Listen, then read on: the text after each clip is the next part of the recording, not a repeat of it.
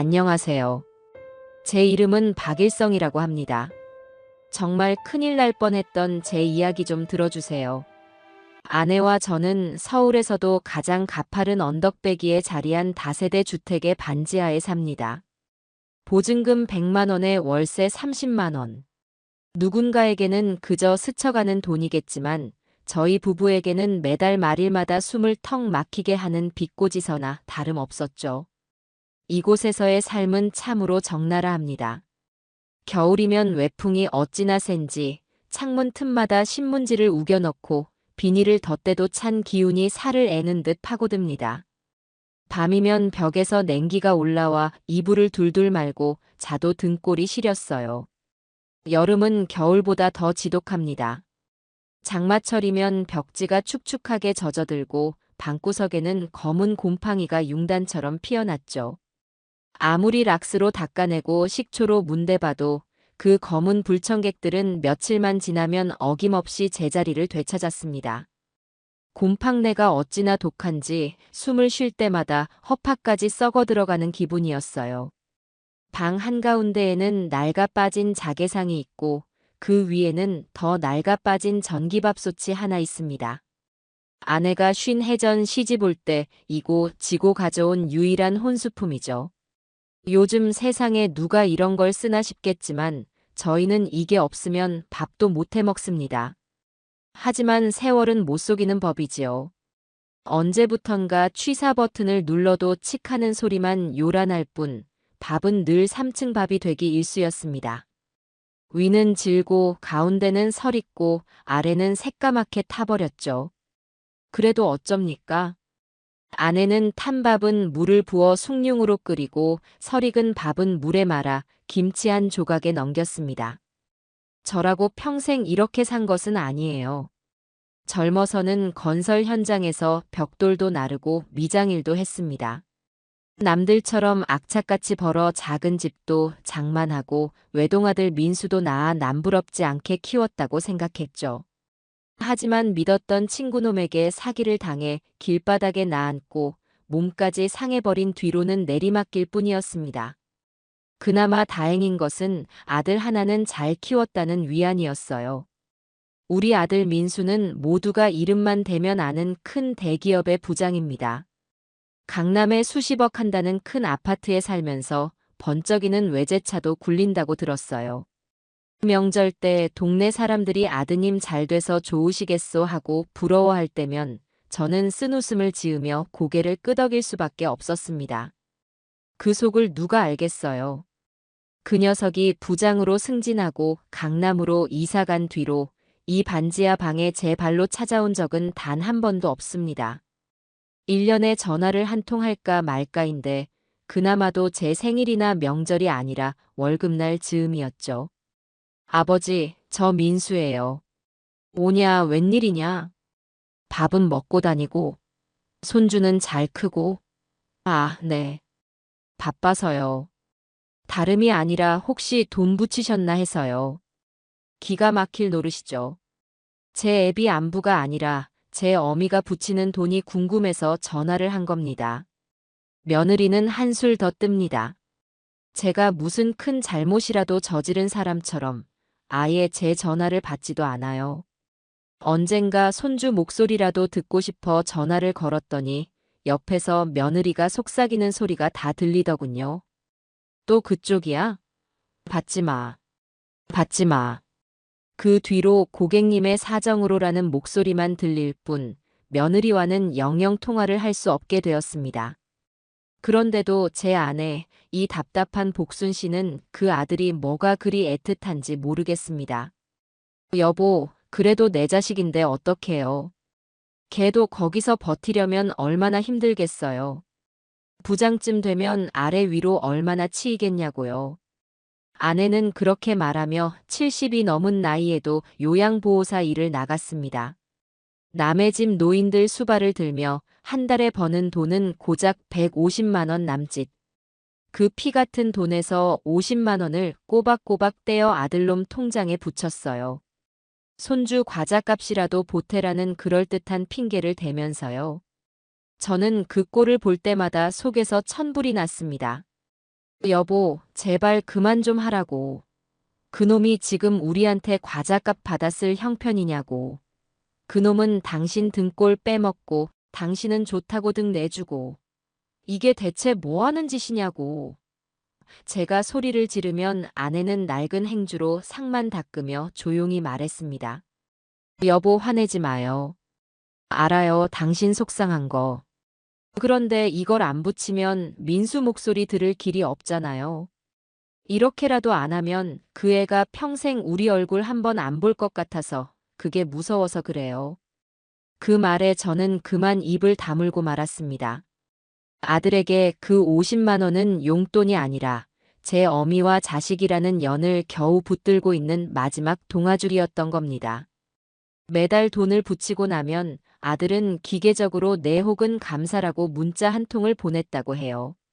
아내는 그 두 글자를 보려고 이가 다 빠지고 허리가 휘도록 남의 대소변을 받아냈던 겁니다. 에구, 쌀이 또 떨어졌네. 며칠 전 아내가 쌀독을 긁으며 한숨을 쉬었습니다.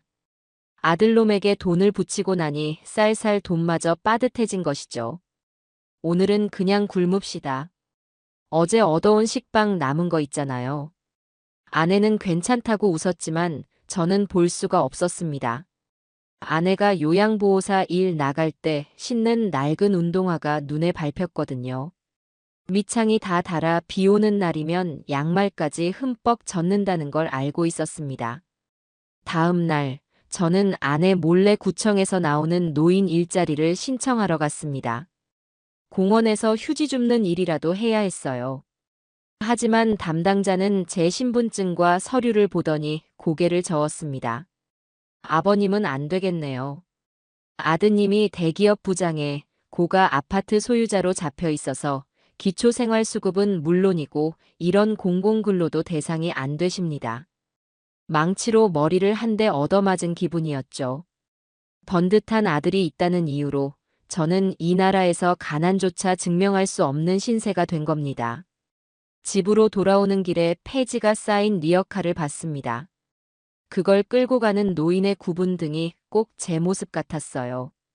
그날 밤 저는 아내에게 처음으로 거짓말을 했습니다. 친구가 돈을 좀 갚았다며 꼬깃꼬깃한 10,000원짜리 몇 장을 내밀었죠. 사실은 종일 폐지를 주워번 돈이었습니다. 아내는 아무것도 모르고 환하게 웃으며 우리 여보, 이제야 복이 오려나 봐요. 라며 좋아했습니다. 저는 차마 그 웃음을 마주 볼 수가 없었어요. 아내는 그 돈으로 쌀을 사지 않았습니다. 대신 제 낡은 내복을 사왔더군요. 당신 관절에 바람 들면 안 돼요. 이거 입고 따뜻하게 다녀요. 저는 그 내복을 받아들고 화장실에 가서 소리 죽여 울었습니다. 우리는 어쩌다 이렇게까지 가난해졌을까? 아니, 돈이 없는 것보다 더 서러운 건 자식에게조차 기댈 수 없는 이 처지였습니다. 그날 밤이었습니다. 아들이 웬일로 전화를 다 했더군요. 아내가 냉큼 전화를 받았습니다. 어머, 민수야. 웬일이야, 우리 아들. 아, 됐고요. 지금 손주놈 학원비가 좀 모자라서요. 50만 원만 더 붙여줄 수 있어요? 아내는 순간 망설였습니다. 우리 수중에는 당장 내일 먹을 쌀쌀 돈도 없었으니까요. 민수야, 그게 지금은 돈이 좀. 아, 진짜 엄마는 그것도 못 해줘요. 내가 지금 그거 아까워서 달라는 줄 알아요? 나중에 다 갚는다니까. 됐어요, 끊어요. 아들은 제 어미가 말을 끝내기도 전에 전화를 끊어버렸습니다. 아내는 꺼진 휴대전화를 붙들고 한참을 멍하니 앉아 있었습니다. 여보, 괜찮아요. 걔도 오죽 급했으면 그랬겠어요. 아내는 결국 다음날 새벽 옆집 할머니에게 머리를 조아리며 50만 원을 꾸었습니다. 그리고는 곧장 은행으로 달려가 아들놈에게 송금했죠. 저는 그 모습을 그저 지켜볼 수밖에 없었습니다. 내 자식이지만 저건 사람이 아니라는 생각이 들더군요. 그리고 며칠 뒤 그날이 온 겁니다. 그날 아침 아내는 요양보호사 일을 나갔습니다. 평소와 다름없는 아침이었죠. 낡은 전기밥솥에서 설익은 밥을 푸고 식은 콩나물국에 대충 밥을 마는 저를 아내가 물끄러미 바라보더군요. 여보, 오늘은 김정분 어르신 댁에 가요. 그래요. 밥 잘 챙겨 먹고 늦지 않게 다녀와요. 그런데 오늘은 좀 늦을지도 몰라요. 어르신이 며칠 전부터 통기력이 없으셔서 아내는 뭔가 말을 더 하려다 말고 낡은 가방을 챙겨 들었습니다. 유난히 그 뒷모습이 작아 보였던 날입니다. 저는 아내가 나간 뒤 어제 주워온 폐지를 정리하러 밖으로 나섰죠. 한 푼이라도 더 벌어야 했습니다. 며칠 뒤면 월세 내는 날이 다가오고 있었으니까요. 그날 밤이었습니다. 밤 10시가 넘어도 아내가 돌아오지 않았어요. 원래 어르신 댁에서 밤을 샐 때도 있었지만 그럴 때면 꼭 전화를 하던 아내였습니다. 전화를 걸어봤죠. 신호음은 가는데 받지를 않더군요. 바쁘신가 보다. 저는 대수롭지 않게 생각하고 잠자리에 들었습니다. 뼈마디를 쑤시는 한기를 이불 하나로 견디며 그렇게 첫날 밤이 지났습니다. 다음 날 아침 눈을 떴을 때 옆자리는 여전히 비어 있었습니다. 덜컥 심장이 내려앉는 기분이었죠. 다시 전화를 걸었습니다. 그런데 이번에는 신호음이 아니었어요. 전화기가 꺼져 있어 삐 소리 후 소리샘으로 연결됩니다. 온몸에 피가 차갑게 식는 것 같았습니다. 아내는 휴대전화를 목숨처럼 챙기는 사람이었어요. 낡은 휴대전화였지만 그건 아내와 세상을 이어주는 유일한 끈이었습니다. 배터리가 없어서 꺼질 일도 없었죠. 아내는 늘 여분의 배터리를 챙겨 다녔으니까요. 아니야, 무슨 일 없을 거야. 어르신 댁에 무슨 일이 있나 보지. 저는 애써 불안감을 누르며 아내가 일하는 요양보호사 센터에 전화를 걸었습니다. 하지만 돌아오는 대답은 제 속을 더 태울 뿐이었어요. 박일성님, 김복수님 남편분이시죠? 어제 김정분 어르신 댁으로 가신 거 맞는데요. 저희도 어제 오후부터 연락이 안 되네요. 원래 오늘 오전에 보고서 내려오시기로 했는데. 아니, 그럼 어르신 댁이라도 좀 알아봐줘야 하는 거 아니오. 저희도 연락처를 알 수가 없네요. 김정분 어르신은 저희 센터 소속이 아니라 개인적으로 아드님이랑 계약해서 복수님이 가끔 방문하시는 거라 저희도 답답하네요. 전화가 끊기고 저는 방 안에 우두커니 서 있었습니다. 사방을 둘러싼 곰팡내 나는 벽이 저를 짓누르는 것만 같았어요. 시간이 지옥처럼 흘러갔습니다. 점심이 지나고 저녁이 되었습니다. 저는 밥 한 술 뜨지 못했어요. 꺼진 전화기에 수십 통, 수백 통 전화를 걸었습니다. 전화기가 꺼져 있어라는 기계음만 반복해서 들었죠. 혹시 길을 가다가 쓰러지기라도 한 건 아닌지. 아니면 그 김정분 어르신 댁에서 무슨 봉변이라도 당한 건 아닌지. 온갖 끔찍한 상상이 머릿속을 헤집어 놓았습니다. 이틀째 되는 날 밤이 깊었습니다. 저는 더 이상 참을 수가 없었어요. 자존심이고 뭐고 없었습니다. 저는 그 녀석, 제 아들 민수에게 전화를 걸었습니다. 칠흑 같은 절망 속에서 그래도 자식이라고 붙잡은 마지막 지푸라기였죠. 신호음이 10번, 20번 울렸습니다. 끊지 마라, 제발 받아라. 속으로 애원하고 또 애원했죠. 여보세요. 수화기 너머로 지독하게 짜증이 밴 목소리가 들려왔습니다. 민수냐? 애비다. 민수야, 큰일 났다. 뭔데요? 이 시간에. 너희 엄마가 어제부터 연락이 안 돼. 전화기도 꺼져 있고 센터에서도 모른다더라. 나 어떡하냐, 민수야. 저도 모르게 울부짖고 있었습니다. 하지만 아들의 대답은 제 가슴에 비수를 꽂았죠. 바빠요. 제가 지금 회사에서 얼마나 중요한 위치에 있는지 아세요? 그깟 일로 전화를 해요? 일터에서 쓰러졌으면 병원에서 연락 왔겠죠. 알아서 들어오실 테니 제발 좀 귀찮게 하지 마세요. 끊어요. 민수야, 너, 달칵. 전화는 그렇게 끊겼습니다. 저는 그 자리에 주저앉아 버렸어요. 귓가에서 그깟 일이라는 아들의 목소리가 맴돌았습니다. 제 아내, 저놈의 어미가 실종됐는데 그깟 일이라니요. 서러움보다 분노보다 절망이 더 컸습니다. 이가 악물렸지만 눈물만 하염없이 흘러내렸죠. 이제 정말 이 세상에 저와 제 아내뿐이라는 것을 깨달았습니다. 사흘째 되는 날 아침이 밝았습니다. 저는 뜬 눈으로 밤을 지새웠습니다. 얼굴은 며칠 굶은 사람처럼 말이 아니었고 속은 새까맣게 타들어갔죠. 더 이상 기다릴 수 없었습니다. 경찰서에 가야 했어요. 실종 신고라도 해야 했습니다. 저는 벽에 걸린 옷 중에 가장 깨끗한 외투를 걸쳤습니다. 그래도 냄새가 뱄는지 퀴퀴하더군요. 축축한 시멘트 계단을 한 발 한 발 딛는데 다리가 후들거려 몇 번이나 주저앉을 뻔했습니다. 차가운 쇠 현관문을 밀고 막 한 발을 내디디려는 순간이었습니다. 여보, 꿈을 꾸는 줄 알았습니다. 고개를 들자 문 앞에 아내가 서 있었어요.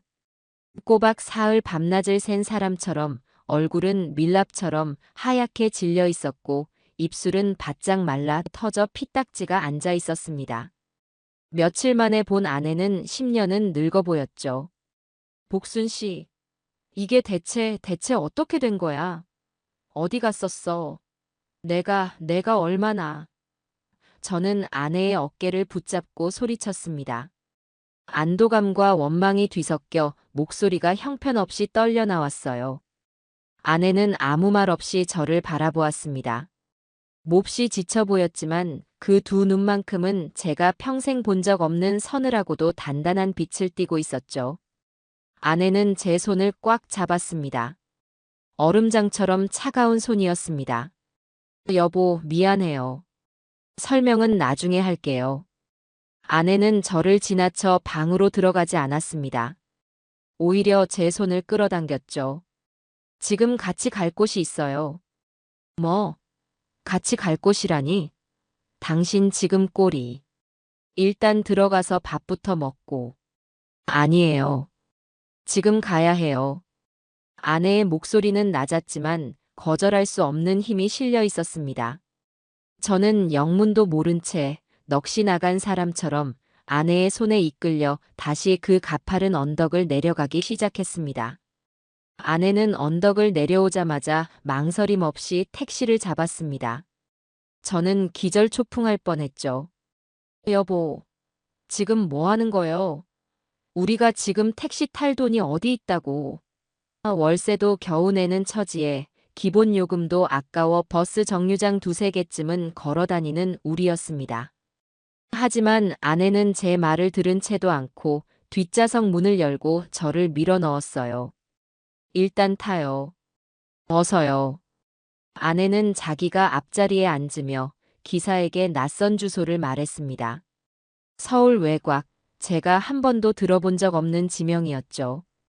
택시는 미터기 숫자가 무섭게 올라가는 것을 아는지 모르는지 시내를 벗어나 한적한 국도로 접어들었습니다. 저는 불안해서 견딜 수가 없었어요. 대체 어딜 가는 거요? 그리고 당신 3일 동안 어디서 뭘 한 거냐고. 말 좀 해봐, 복순 씨. 제 목소리에는 애원과 짜증이 뒤섞여 있었습니다. 아내는 창밖만 바라볼 뿐 아무 대답이 없었어요. 그 침묵이 저를 더 미치게 만들었습니다. 혹시 아들놈이 사고라도 쳤나? 그래서 며느리가 돈이라도 구해오라고 당신을 닥달한 건가? 아니면 저 인간이 사채라도 썼나? 별의별 생각이 다 들더군요. 복순 씨, 나 무서워. 말 좀 해줘. 응. 제 목소리가 처량하게 떨리는 것을 느꼈습니다. 그제야 아내가 천천히 고개를 돌렸어요. 여보 걱정 마요. 가면 다 알게 돼요. 아내의 눈은 여전히 굳어 있었습니다. 1시간을 넘게 달렸을까요? 택시는 차 한 대 겨우 지나갈 만한 좁은 시골길로 접어들었습니다. 개발이 멈춘 듯한 낡은 집 몇 채가 전부인 동네였죠. 택시가 멈춘 곳은 그 중에서도 가장 낡고 허름해 보이는 집 앞이었습니다. 금방이라도 무너질 듯한 소슬대문은 페인트가 다 벗겨져 흉물스러웠고, 담장 너머로 보이는 마당은 사람 키만 한 잡초가 무성하게 자라 있었습니다. 여기요? 여길 왜 아는 사람 집이요? 아내는 대답 대신 택시비를 치렀습니다. 저는 그 큰 돈에 가슴이 철렁 내려앉았죠. 아내가 낡은 대문을 밀고 들어갔습니다. 끼익하고 쇠 긁히는 소리가 어찌나 크던지 귀가 다 아플 지경이었어요. 마당을 가로질러 대청마루에 다다르자 믿을 수 없는 광경이 펼쳐졌습니다. 그 곰팡내 나는 낡은 한옥 대청마루에 멀끔하게 양복을 차려입은 남자가 서류 가방을 옆에 두고 앉아 있었습니다. 그는 저희를 보더니 자리에서 일어나 정중하게 인사를 했죠. 오셨습니까, 김복순 여사님? 여사님? 아내가 언제부터 여사님 소리를 들었다고 저러나 저는 어안이 벙벙했습니다. 기다리고 있었습니다. 저는 김영준 변호사라고 합니다. 이쪽으로 앉으시죠. 박일성 선생님 되십니까? 남자는 제게도 깍듯하게 고개를 숙였습니다. 아니, 이게 다 무슨 일이요? 변호사 양반. 제가 묻자 변호사는 서류 가방에서 두툼한 서류 한 뭉치를 꺼냈습니다. 지난 3일간 김복순 여사님께서 상주로 고생이 많으셨습니다. 장례 절차는 고인의 뜻대로 모두 간소하게 마쳤습니다. 장례, 상주. 저는 그제야 아내가 왜 그렇게 초췌했는지, 왜 사흘이나 연락이 두절됐는지 어렴풋이 짐작할 수 있었습니다. 그럼 김정분 어르신이 돌아가셨소? 네. 사흘 전 새벽 김복순 여사님 품에서 편안히 눈을 감으셨습니다. 아내의 어깨가 가늘게 떨리는 것이 보였습니다. 그 사흘간 아내는 홀로 그 모든 것을 감당했던 겁니다. 변호사가 제게 서류를 내밀었습니다. 유언 공정 증서라고 적혀 있었어요. 지금부터 고 김정분 여사님의 유언을 낭독하겠습니다. 변호사는 안경을 고쳤으며 차분한 목소리로 읽어내려갔습니다. 내용은 충격적이었습니다. 나 김정부는 내 마지막 가는 길을 지켜주고 내 마지막 존엄을 씻어준 김복순 여사에게 나의 모든 재산을 상속한다. 저는 제 귀를 의심했습니다. 모든 재산이라니요? 그게 무슨... 네. 여기 이 한옥과 이 집이 속한 토지 전부입니다. 저는 멍하니 낡은 한옥을 둘러봤습니다. 당장 무너져도 이상하지 않을 이 집이 전 재산이라니.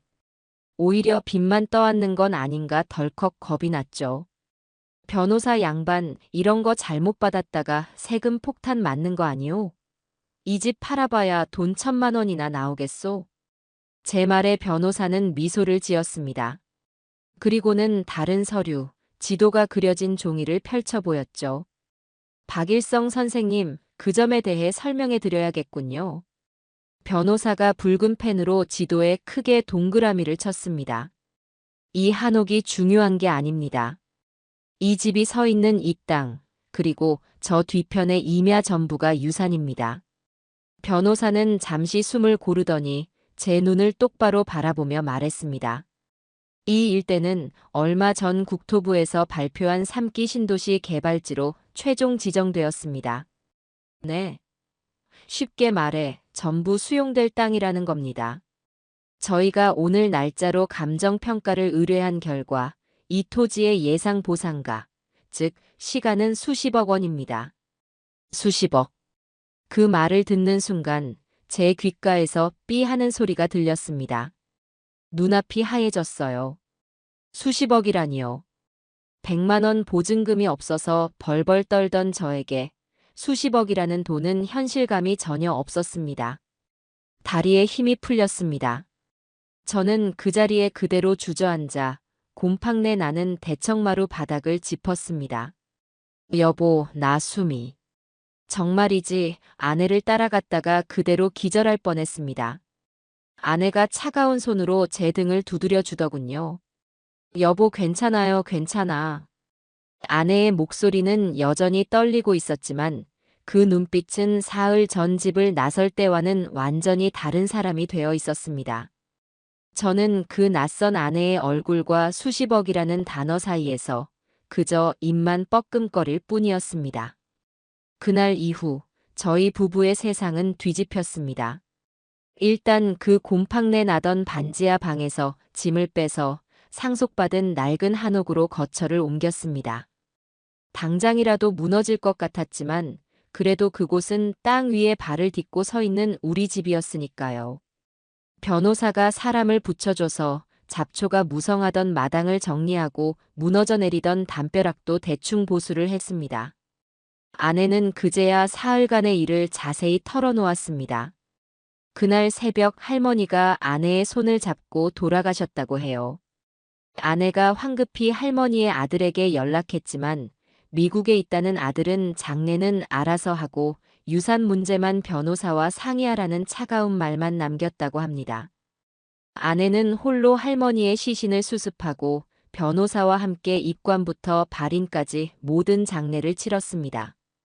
그 와중에 할머니의 먼 친척이라는 사람들이 어떻게 알았는지 장례식장에 나타나 유언장을 내놓으라며 난동을 부렸지만 변호사가 모두 막아주었다고 하더군요. 아내는 그 3일간 한 사람의 죽음을 지키며 동시에 돈에 눈이 먼 인간들의 탐욕을 맨 앞에서 본 겁니다. 아내가 그토록 단단하고 차가워진 이유를 알 것 같았죠. 문제는 그 다음이었습니다. 그 소식이 어떻게 흘러 들어갔는지 저희가 한옥으로 이사한 지 일주일도 되지 않아 그 녀석, 아들 민수와 며느리가 들이닥쳤습니다. 번쩍이는 외제차가 좁은 시골길을 비집고 들어와 저희 집 마당에 떡하니 멈춰섰죠. 어머니, 아버지, 아니, 이렇게 큰일이 있었으면 저희한테 제일 먼저 알리셨어야죠. 저희가 얼마나 놀랐다고요. 차에서 내린 아들이 과장된 몸짓으로 저를 껴안았습니다. 그 비싼 양복에서 나는 향수 냄새가 역겹게 느껴졌어요. 며느리는 더 가관이었습니다. 어머님, 세상에 그동안 마음고생 얼마나 심하셨어요. 흑흑. 며느리는 이 집 대문 앞에도 와본 적 없는 사람입니다. 그런 며느리가 아내의 손을 붙잡고 가짜 눈물을 뚝뚝 흘리더군요. 어머님, 꼴이 이게 뭐예요? 흑. 하면서요. 저희는 아무 말 없이 그들을 대청마루로 들였습니다. 아들 내외는 사방을 훑어보더니 노골적으로 얼굴을 찡그렸습니다. 아, 뭐야. 집이 왜 이래? 이런 데서 어떻게 살아요? 아버지, 어머니. 당장 저희 집으로 들어가시죠. 저희가 모실게요. 아들놈이 당연하다는 듯 말했습니다. 저는 기가 막혀서 웃음이 나왔죠. 모셔? 너희가 반지하에 살 때는 쳐다도 안 보던 부모를 이제 와서 모시겠다고? 아, 아버지. 자꾸 옛날 얘기 좀 하지 마세요. 그때는 저희도 사정이 아무튼 잘 됐잖아요. 이제라도 효도할 기회가 생겼으니. 며느리가 가방에서 뭔가를 주섬주섬 꺼냈습니다. 어머님, 아버님. 그래도 고생 많으셨으니까 이거 받으세요. 저희가 성의껏 준비했어요. 아내가 멍하니 그걸 받아들었습니다. 이게 뭐냐? 어머님, 그거 요즘 강남에서 제일 유행하는 약이에요. 기력 회복에 최고라고요. 한 박스에 300만 원도 넘는 거예요. 며느리가 어깨를 으쓱하며 말했습니다. 하지만 제 눈은 속일 수 없었죠. 상자 한 구석에 붙은 작은 스티커. 견본품, 비매품 이라고 선명하게 적혀 있었습니다. 회사에서 공짜로 얻어온 접대용 샘플을 300만 원짜리라고 속여 내민 겁니다. 아들놈은 더했습니다. 아버지, 자, 여기 서류요. 이것 때문에 왔어요. 아들이 내민 것은 성년 후견인 개시 심판 청구서라고 적힌 법원 서류였습니다. 뭐? 성년 뭐라고? 이게 대체 뭐냐? 제가 소리치자 아들이 저를 한심하다는 듯이 쳐다봤습니다. 아버지, 어머니, 잘 들으세요. 두 분 다 연세가 많으시잖아요. 특히 어머니. 요양보호사 일이다, 장례다, 충격이 크셔서 지금 정상적인 판단이 어려우실 수 있어요. 뭐라고? 너가 지금 수십억 원이에요. 감도 안 오시죠? 그런 큰 돈은 아무나 관리하는 게 아닙니다. 두 분이 뭘 아신다고 그걸 관리해요? 그러다 사기당하면 어쩌려고요? 아들은 아주 차분하고 논리적으로 말했습니다. 그래서 제가 아들인 제가 어머니의 성년후견인이 되어서 그 재산을 보호해드리겠다는 겁니다. 법원에 이미 신청했어요. 저는 눈앞이 아찔했습니다. 이 녀석은 저희를 위로하러 온 게 아니었어요. 저희 재산을 합법적으로 빼앗으러 온 거였습니다. 제 어미를 정상적인 판단이 어려운 사람으로 몰아서 말이죠. 너 이놈, 너가 어떻게... 제가 분노로 몸을 떨고 있는데 가만히 듣고만 있던 아내가 입을 열었습니다. 민수야. 아내의 목소리는 얼음장처럼 차가웠습니다. 너가 말하는 정상적인 판단이라는 게 혹시 이런 거니? 아내가 안방에서 서류 한 장을 들고 나왔습니다. 아들놈이 가져온 것과 비슷해 보이는 법원 서류였죠. 아니, 병원 서류였습니다. 그게 뭔데요, 어머니? 아들의 목소리가 살짝 떨렸습니다. 변호사님이 그러시더구나. 너 같은 자식이 꼭 있을 거라고. 돈 냄새 맡고 제일 먼저 달려와서 부모를 모자란 사람 취급할 거라고 말이야. 아내는 그 서류를 아들놈 눈앞에 펼쳐 보였습니다. 그래서 상속 절차 마치자마자 변호사님이랑 같이 대학병원에 다녀왔다. 서류의 제목은 선명했습니다. 인지능력 검사 결과 보고서. 내 이름 김복순. MMSE 검사 30점 만점에 30점. 인지능력, 판단능력 모두 정상. 오히려 나이대에 비해 우수하다고 하더구나. 아들 민수의 얼굴이 하얗게 질렸습니다. 며느리는 입을 떡 벌리고 아내와 서류를 번갈아 쳐다봤죠. 너가 법원에 낸 그 서류, 당장 취하하지 않으면 이걸로 너를 무고로 고소할 생각이다. 어머니. 그게 아니라 저는 그냥 걱정이 돼서. 걱정되는 놈이 애미 전화 한 통을 그렇게 끊어.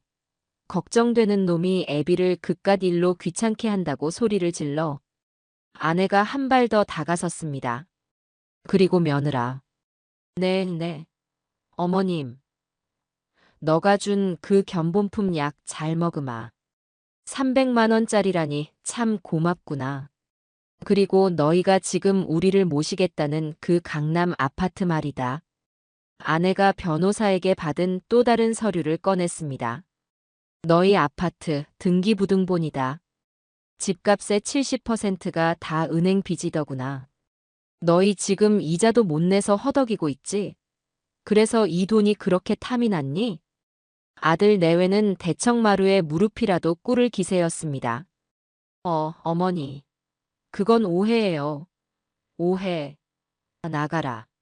아내가 마당을 가리켰습니다. 다시는 내 돈 탐내지 마라. 그리고 너희가 부모 자식의 연을 이렇게 끊으려 했으니 나도 더는 너희를 자식으로 생각 안 할란다. 당장 내 집에서 나가. 아들 내외는 아무 말도 못하고 서로의 얼굴만 쳐다보며 뒷걸음질 쳤습니다. 저는 그 통쾌한 광경을 보며 사흘 밤낮을 굶고도 쌩쌩한 제 아내가, 그리고 그런 아내를 둔 제 자신이 너무나도 자랑스러웠습니다. 아들 내외를 그렇게 내쫓고 난 뒤 집에는 무거운 침묵이 흘렀습니다. 속이 시원해야 하는데 어쩐지 마음 한구석이 아렸어요. 제 아내가 그토록 애지중지 키운 자식인데 어쩌다 돈 앞에서 부모를 저버리는 흉측한 괴물이 되었을까요? 아내는 며칠 동안 말이 없었습니다. 그저 묵묵히 마당에 잡초를 뽑고 낡은 대청마루를 닦아낼 뿐이었죠. 열흘쯤 지났을까요? 뜻밖의 손님이 찾아왔습니다. 며느리였어요. 혼자였습니다.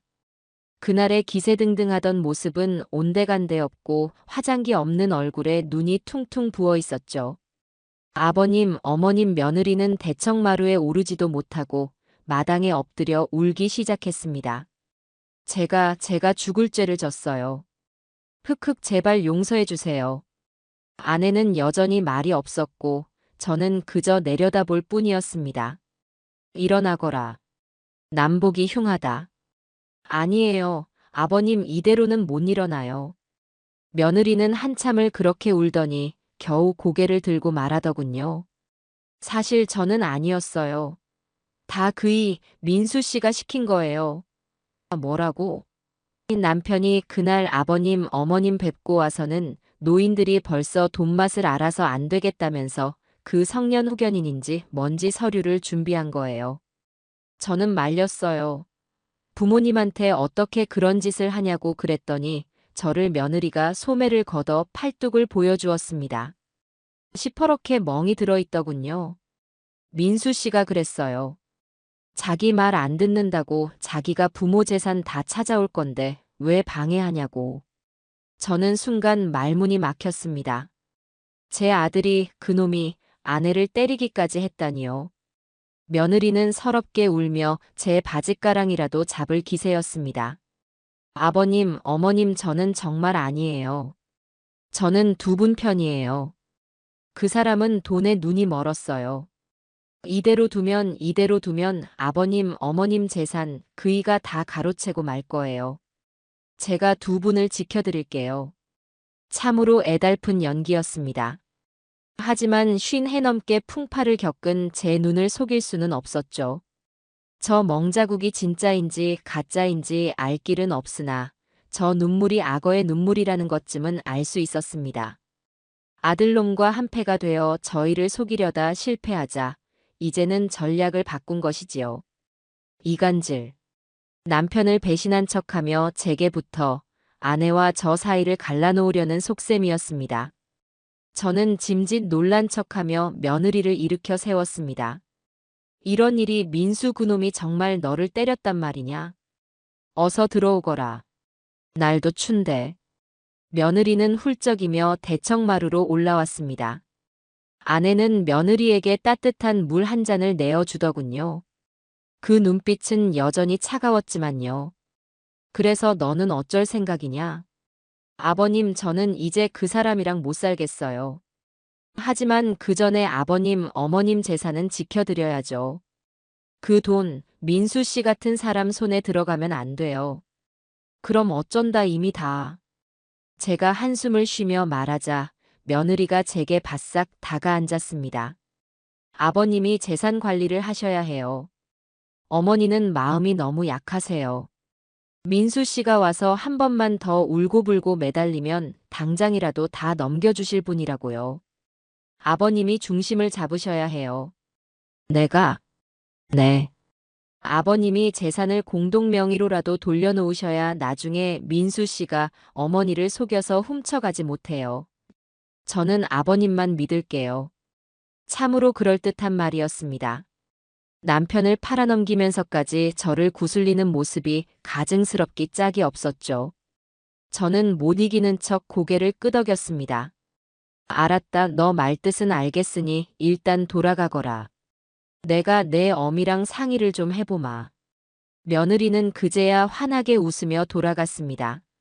아버님, 현명하신 생각이에요. 자주 연락드릴게요. 며느리가 대문을 나서자마자 아내가 차가운 목소리로 말했습니다. 여보, 저 뱀 같은 것 들었소?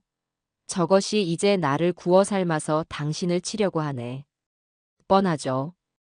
당신을 자기 편으로 만들어서 공동명의로 돌리게 한 다음에는 당신을 속여서 민수한테 넘기려는 수작이겠죠. 저는 아내의 손을 잡았습니다.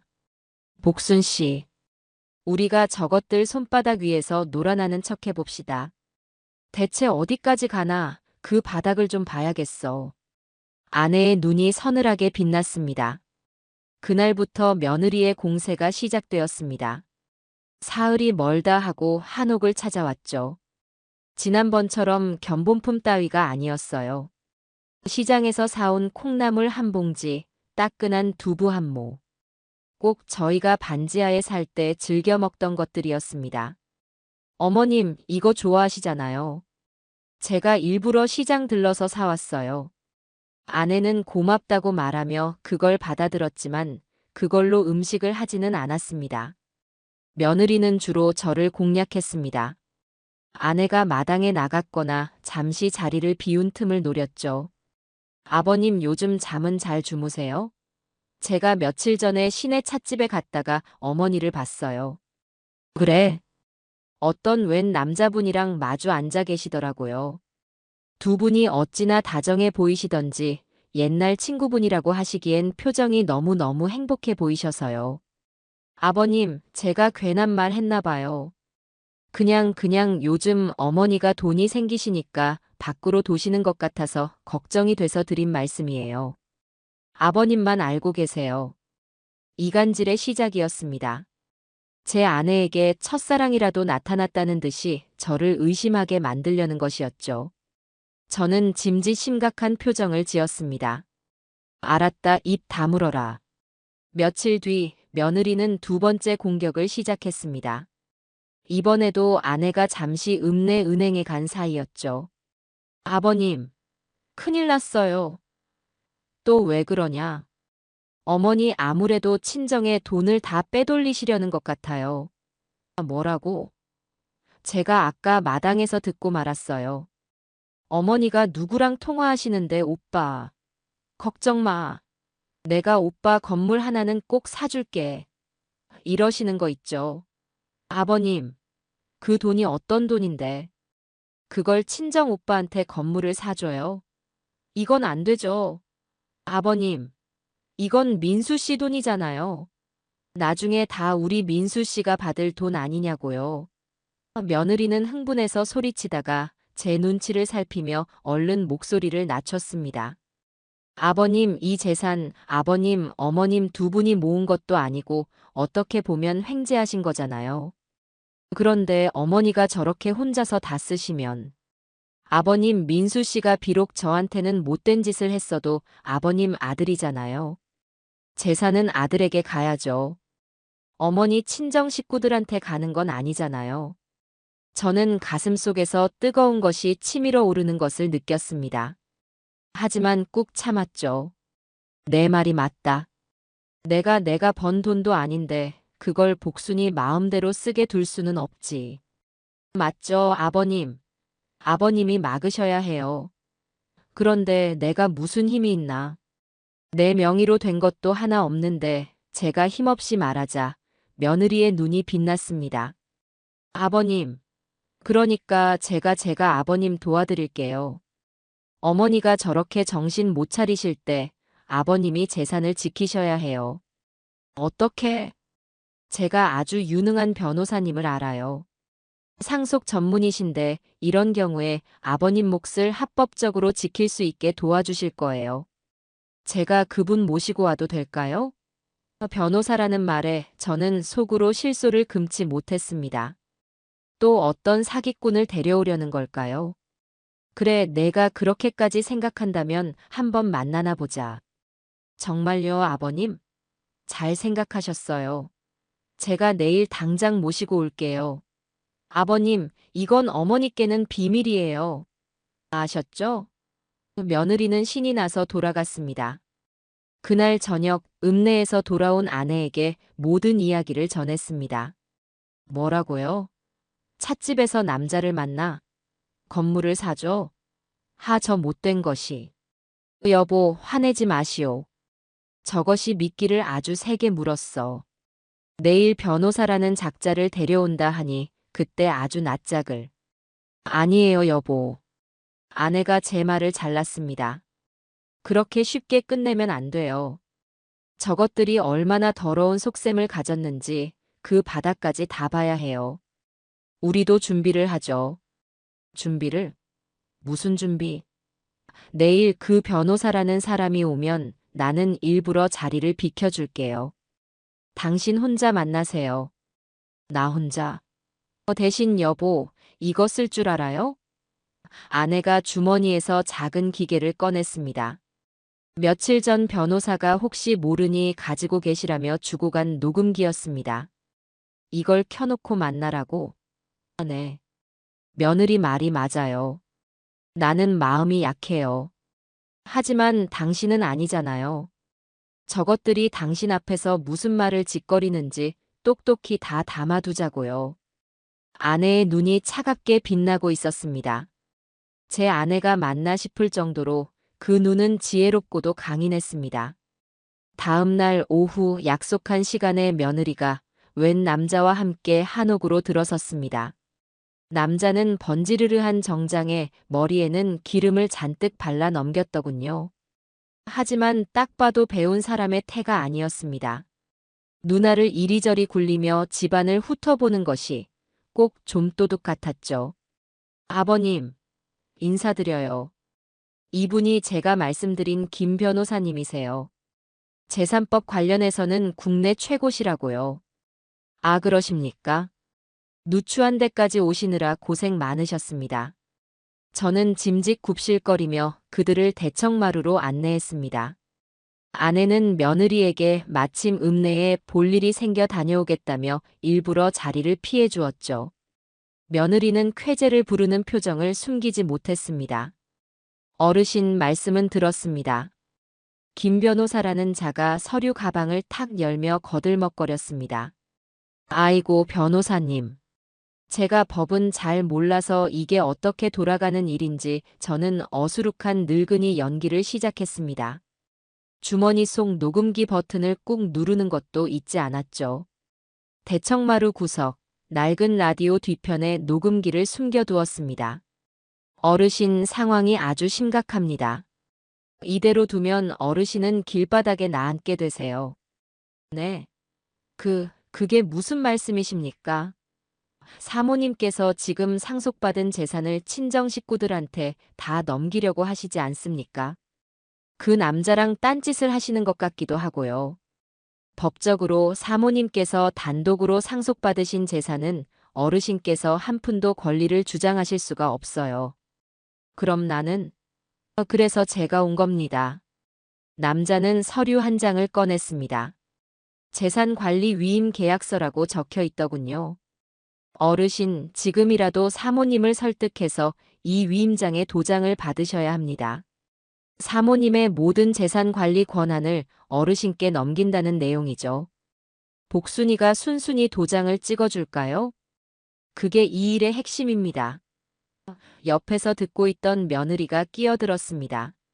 아버님, 그게 어려우니까 어머니 도장을 아버님이 찍으셔야죠. 뭐, 도장을 내가? 어머님 인감 도장, 어디 두셨는지 아시잖아요. 아버님이 어머님을 위해서, 우리 가족을 위해서 결단을 내리셔야 해요. 김 변호사가 맞장구를 쳤습니다. 맞습니다. 어르신. 지금은 비상 상황입니다. 사모님께서 제정신이 아니신 거니까요. 어르신께서 일단 이 위임장에 도장을 찍으시면 그 다음은 저희가 알아서 처리합니다. 알아서 처리하다니요? 어르신께서 재산관리인이 되시면 그 즉시 모든 재산을 안전하게 아드님, 그러니까 민수 부장님 명의로 신탁을 거는 겁니다. 그게 가장 안전하죠. 민수 앞으로.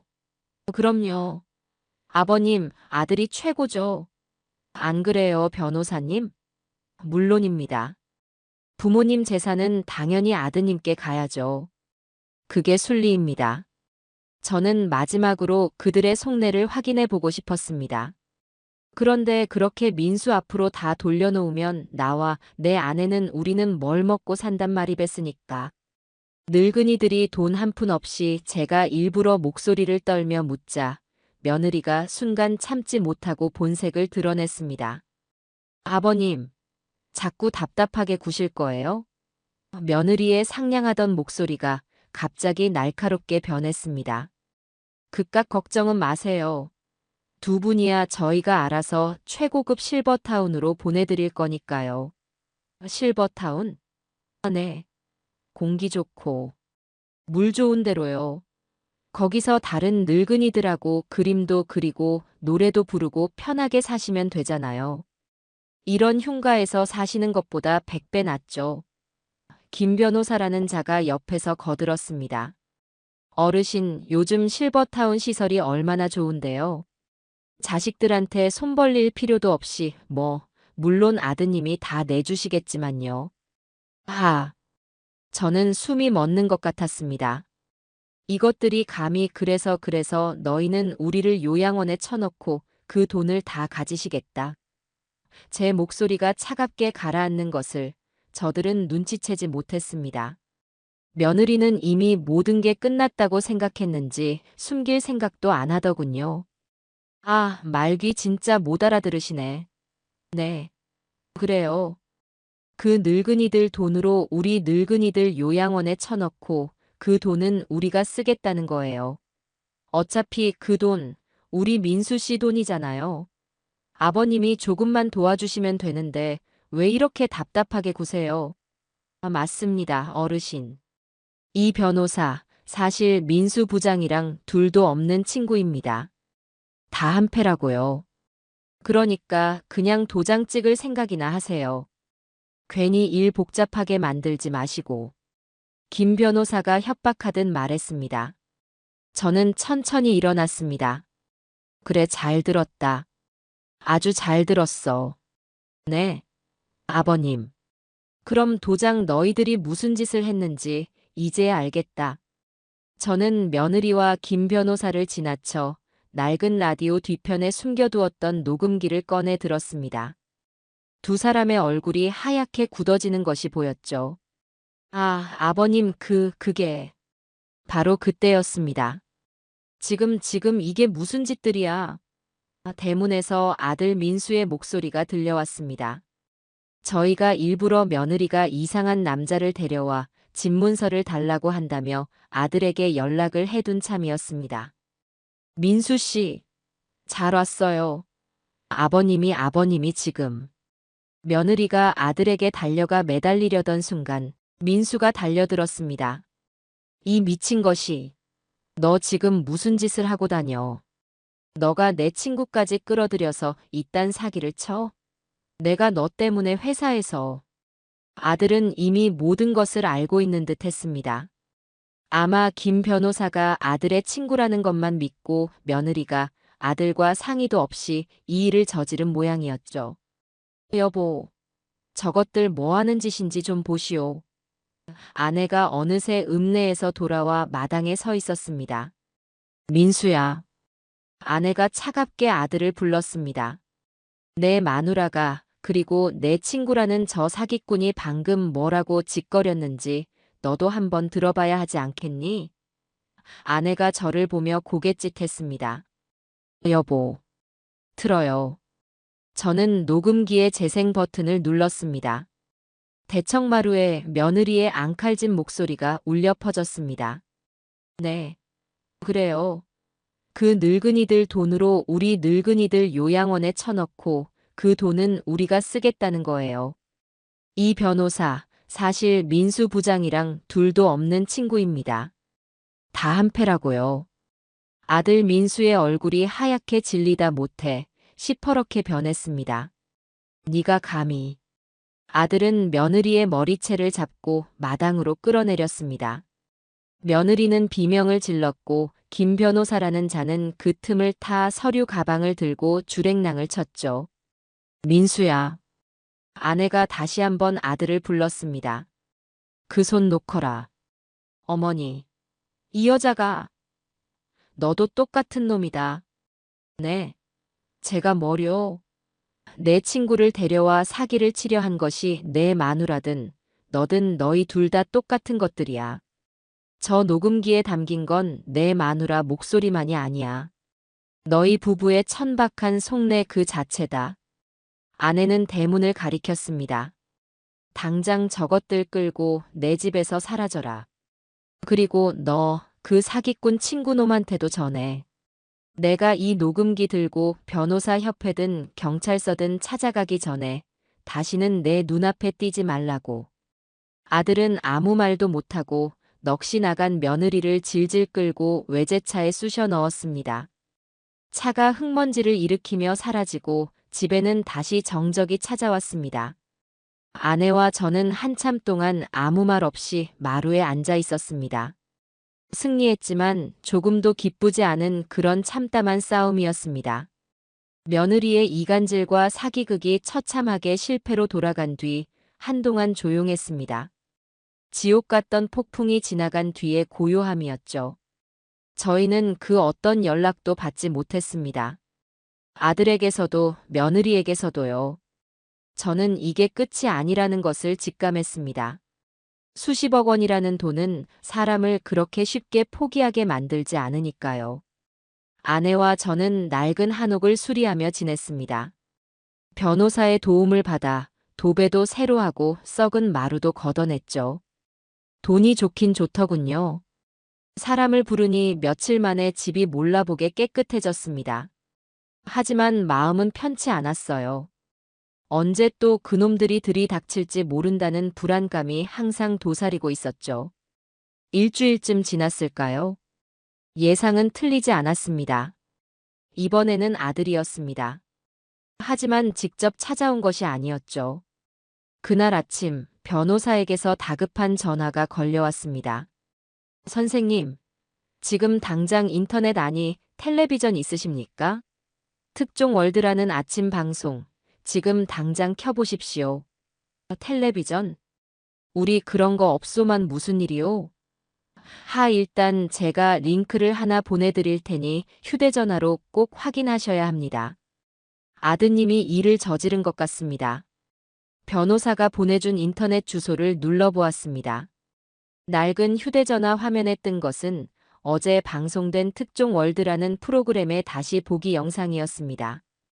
그리고 그 제목을 보는 순간 저는 피가 거꾸로 솟는 것을 느꼈습니다. 단독 고발 어머니가 무서워요. 치매 노인 수십억 유산 가로챈 요양보호사. 그 숨겨진 진실. 가슴이 철렁했습니다. 영상 재생 버튼을 눌렀죠. 화면에는 저희가 살고 있는 낡은 한옥의 모습이 몰래 찍은 듯한 영상으로 비쳤습니다. 그리고 음성이 변조되고 얼굴이 모자이크 처리된 한 남자가 울먹이며 인터뷰를 하고 있었습니다. 비록 그렇게 가려놓았지만 저는 단박에 알 수 있었죠. 제 아들 민수였습니다. 저는 저희 어머니가 무섭습니다. 아들놈은 가짜 눈물을 흘리며 말을 이어갔습니다. 저희 부모님 원래 반지하 월세방에서 아주 어렵게 사셨어요. 그런데 어느 날 요양보호사로 일하시던 어머니가 돌보던 치매 할머니 한 분이 돌아가시자마자 갑자기 수십억 원대 땅을 상속받으셨습니다. 치매 환자분의 유산이라고요? 네, 그 할머니 돌아가시기 직전에는 사람도 못 알아보실 정도로 상태가 안 좋으셨다고 들었습니다. 그런데 유언장에는 전 재산을 저희 어머니께. 아드님께서는 그 유언이 조작되었다고 생각하시는 겁니까? 저는 모르겠습니다. 하지만 돈이 생긴 뒤로 저희 어머니가 변하셨어요. 평생 고생만 하신 아버지를 구박하고 저희 부부를 내쫓으셨습니다. 저는 그저 부모님이 그 큰 돈 때문에 잘못되실까봐 걱정이 돼서 재산을 제대로 관리하시라고 말씀드렸을 뿐인데 저를 돈만 노리는 페류나로 만드셨어요. 영상을 보는 내내 손이 부들부들 떨렸습니다. 새빨간 거짓말이었습니다. 아내가 김정분 할머니를 얼마나 지극정성으로 돌봤는지, 그 할머니가 돌아가시기 직전까지 얼마나 또렷하셨는지, 이놈은 아무것도 모르면서, 아니, 알면서도 모른 척하고 있었습니다. 제 어미를 치매 노인을 속여 돈을 뜯어낸 사기꾼으로 공공연하게 만들어버린 겁니다. 그럼 지금 부모님과는 연락이 안 되시는 겁니까? 네, 저희를 피하세요. 저는 그저 저희 부모님이 예전처럼 돈 없어도 행복했던 그때로 돌아오셨으면 좋겠습니다. 그리고 그 할머니의 유산이 정말 올바르게 쓰였으면 흑흑. 영상이 끝나고 저는 휴대전화를 바닥에 내동댕이 칠 뻔했습니다. 이게 제 자식이 할 짓입니까? 제 어미 얼굴에 똥칠을 해도 유분수지 방송에 대고 저런 끔찍한 거짓말을. 더 끔찍한 것은 그 영상 밑에 달린 댓글들이었습니다. 헐, 요양보호사가 요양보호사 했네. 완전 꽃뱀 아니냐? 아들 말이 맞는 듯. 반지하 살던 사람이 갑자기 수십억? 이건 100% 뭔가 있다. 치매 노인 유언장은 무효 아닌가? 당장 조사해라. 아들이 저렇게 울면서 인터뷰할 정도면 부모가 진짜 악마다. 요즘 늙은이들이 돈맛 알면 더 무섭다더니 그 꼴이네. 세상이 저희 부부를 손가락질하고 있었습니다. 순식간에 저희는 치매 노인 등쳐먹은 파렴치한 돈 때문에 자식 내쫓은 악독한 늙은이가 되어버렸죠. 그때였습니다. 밖에서 웅성거리는 소리가 들렸습니다. 이 집 맞죠? 방송에 나온 집. 와, 진짜 낡았다. 저런 집에 살던 사람들이 수십억이라니. 대문 틈으로 보니 기자 몇 명과 인터넷 방송을 한다는 젊은이들이 카메라를 들고 저희 집을 기웃거리고 있었습니다. 계세요. 특종 월드 보고 왔습니다. 인터뷰 좀 해주시죠. 유산 조작한 거 맞습니까? 아내가 충격으로 휘청거렸습니다. 얼굴이 흑빛이 되었죠. 여보, 이게 무슨 일이에요? 내가 뭘 잘못했다고. 나는 그냥 할머니 마지막 가시는 길 외롭지 않게 손만 잡아드렸을 뿐인데 아내의 눈에서 눈물이 뚝뚝 떨어졌습니다. 그 사흘간 장례를 치르면서도 아들 내외의 행패 앞에서도 꿋꿋했던 아내가 무너지고 있었습니다. 그 순간 제 안에 무언가가 끌어올랐습니다. 분노를 넘어선 차가운 결심 같은 것이었죠. 저놈은 선을 넘었습니다. 제 어미의 인생 전부를, 그리고 돌아가신 할머니의 마지막 존엄까지 짓밟아 버렸습니다. 저는 비틀거리는 아내를 부축해 안방에 앉혔습니다. 복순 씨, 울지 마시오. 우리가 울 때가 아니야. 하지만 여보, 세상 사람들이 오해를 했으면 풀어주면 되는 거요. 그리고 우리를 이렇게 만든 그놈은 제 손으로 뿌린 거짓말에 짓밟히게 만들어야지. 저는 아내의 눈물을 닦아주었습니다. 일어나. 옷 갈아입읍시다. 우리도 할 말이 아주 많잖소. 저는 곧장 변호사에게 전화를 걸었습니다. 변호사 양반. 나요. 선생님, 괜찮으십니까? 아드님이 정말. 변호사 양반. 지금 당장 기자들 좀 불러주시오. 이 집에 몰려온 저런 하이에나들 말고 이름 있는 신문사, 방송사 기자들로 싹 다 불러 모아주시오. 네. 기자회견이라도 하시게요? 그렇소. 내일 당장 이 집 대청마루에서 기자회견을 열겠소. 선생님, 하지만 너무 위험합니다. 지금 여론이 그러니까 하는 거요. 저놈이 불을 질렀으니 나는 그 불에 기름을 부어줄 생각이야. 저놈이 감당도 못할 진실이라는 기름을. 저는 변호사에게 단호하게 말했습니다. 가진 거 다 푸시오. 우리 인지능력 검사 결과지, 며느리 녹음 파일 원본, 그리고 아내가 3년 동안 매일 쓴 그것도 준비해 주시오. 알겠습니다, 선생님. 내일 오전에 모든 매체를 대동하고 가겠습니다. 전화를 끊고 저는 굳은 얼굴의 아내를 바라봤습니다. 여보, 내일이면 이 지긋지긋한 싸움도 끝이 날 거요. 아내는 말없이 고개를 끄덕였습니다. 그 눈에는 더 이상 눈물이 없었습니다. 사흘 전 저를 찾아왔던 그 단단한 눈빛이 다시 돌아와 있었습니다. 다음 날 아침이 밝았습니다. 밤사이에 무슨 일이 있었는지 낡은 한옥 대문 앞은 그야말로 아수라장이 되어 있었습니다. 전날보다 더 많은 기자들과 카메라를 든 인터넷 방송인들, 그리고 동네 구경꾼들까지 몰려들어 인산인해를 이루었죠. 나오세요.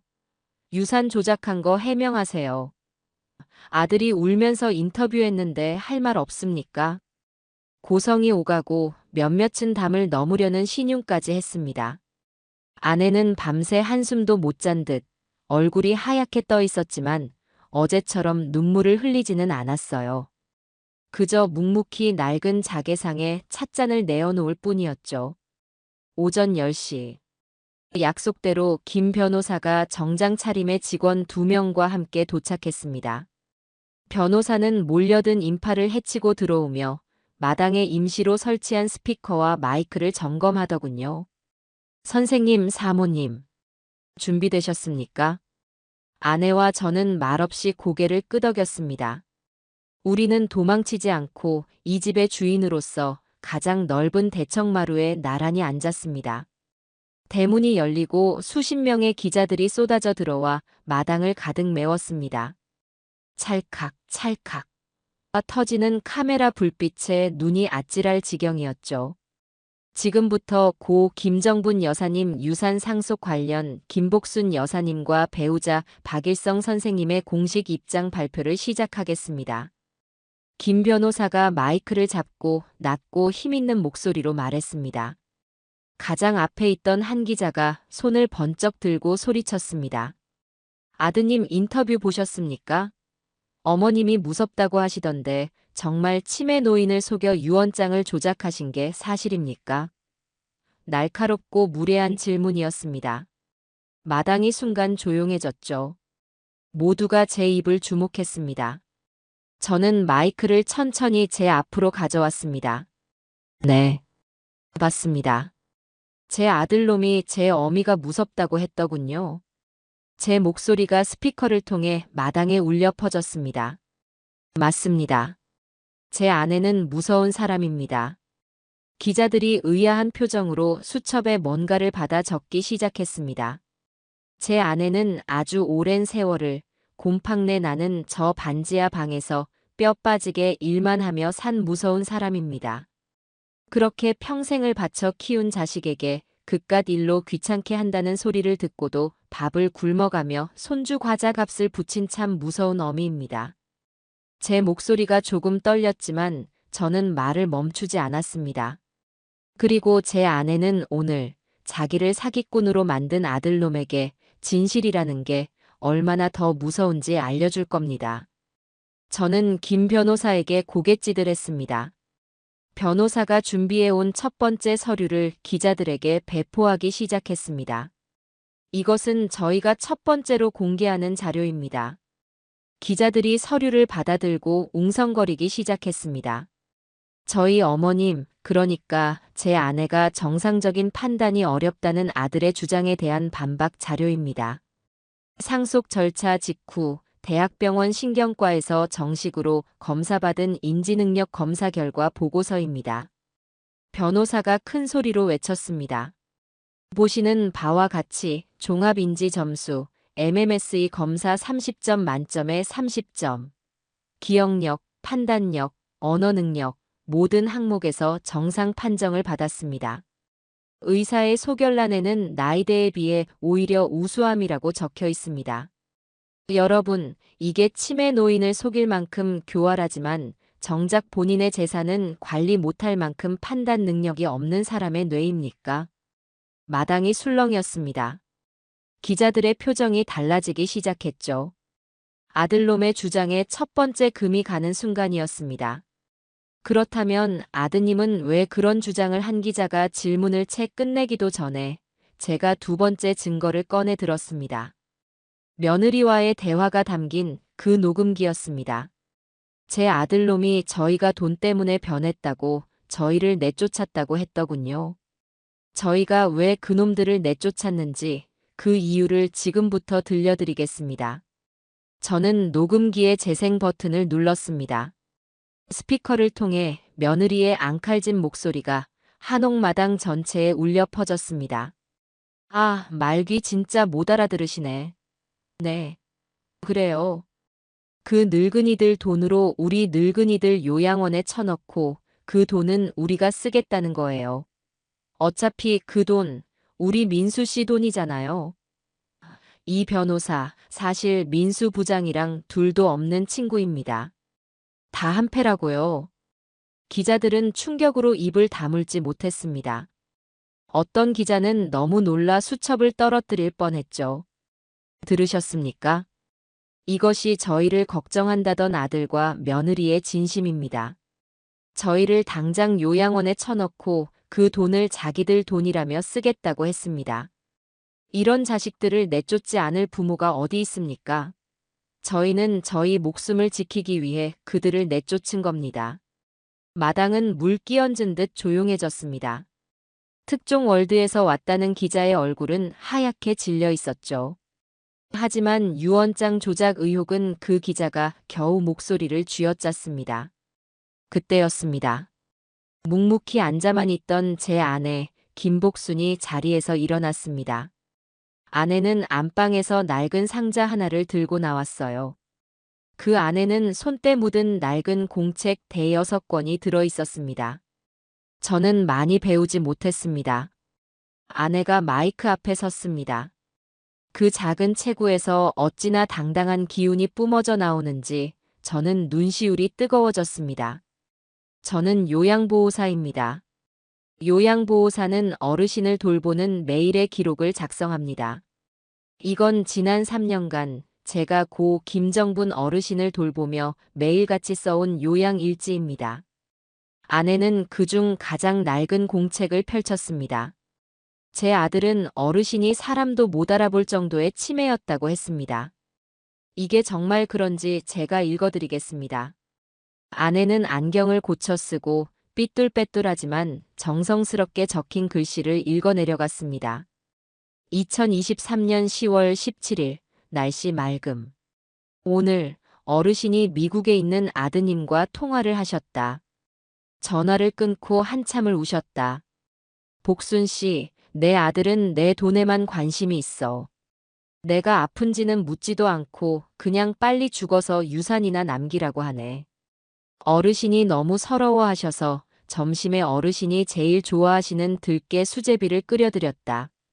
어르신이 복순 씨가 내 딸보다 낫다며 웃으셨다. 기자들이 숨을 죽이고 아내의 목소리에 귀를 기울였습니다. 2024년 8월 2일, 날씨 비. 오늘 어르신과 신문을 함께 읽었다. 부동산 정책이 이게 뭐냐며 화를 내셨다. 정치인들이 탁상 공론만 한다며 저보다 더 열을 내셨다. 정신이 저보다 더 또렷하셨다. 오후에는 제 세금 고지서를 보시더니 복순 씨, 이거 계산 잘못됐네.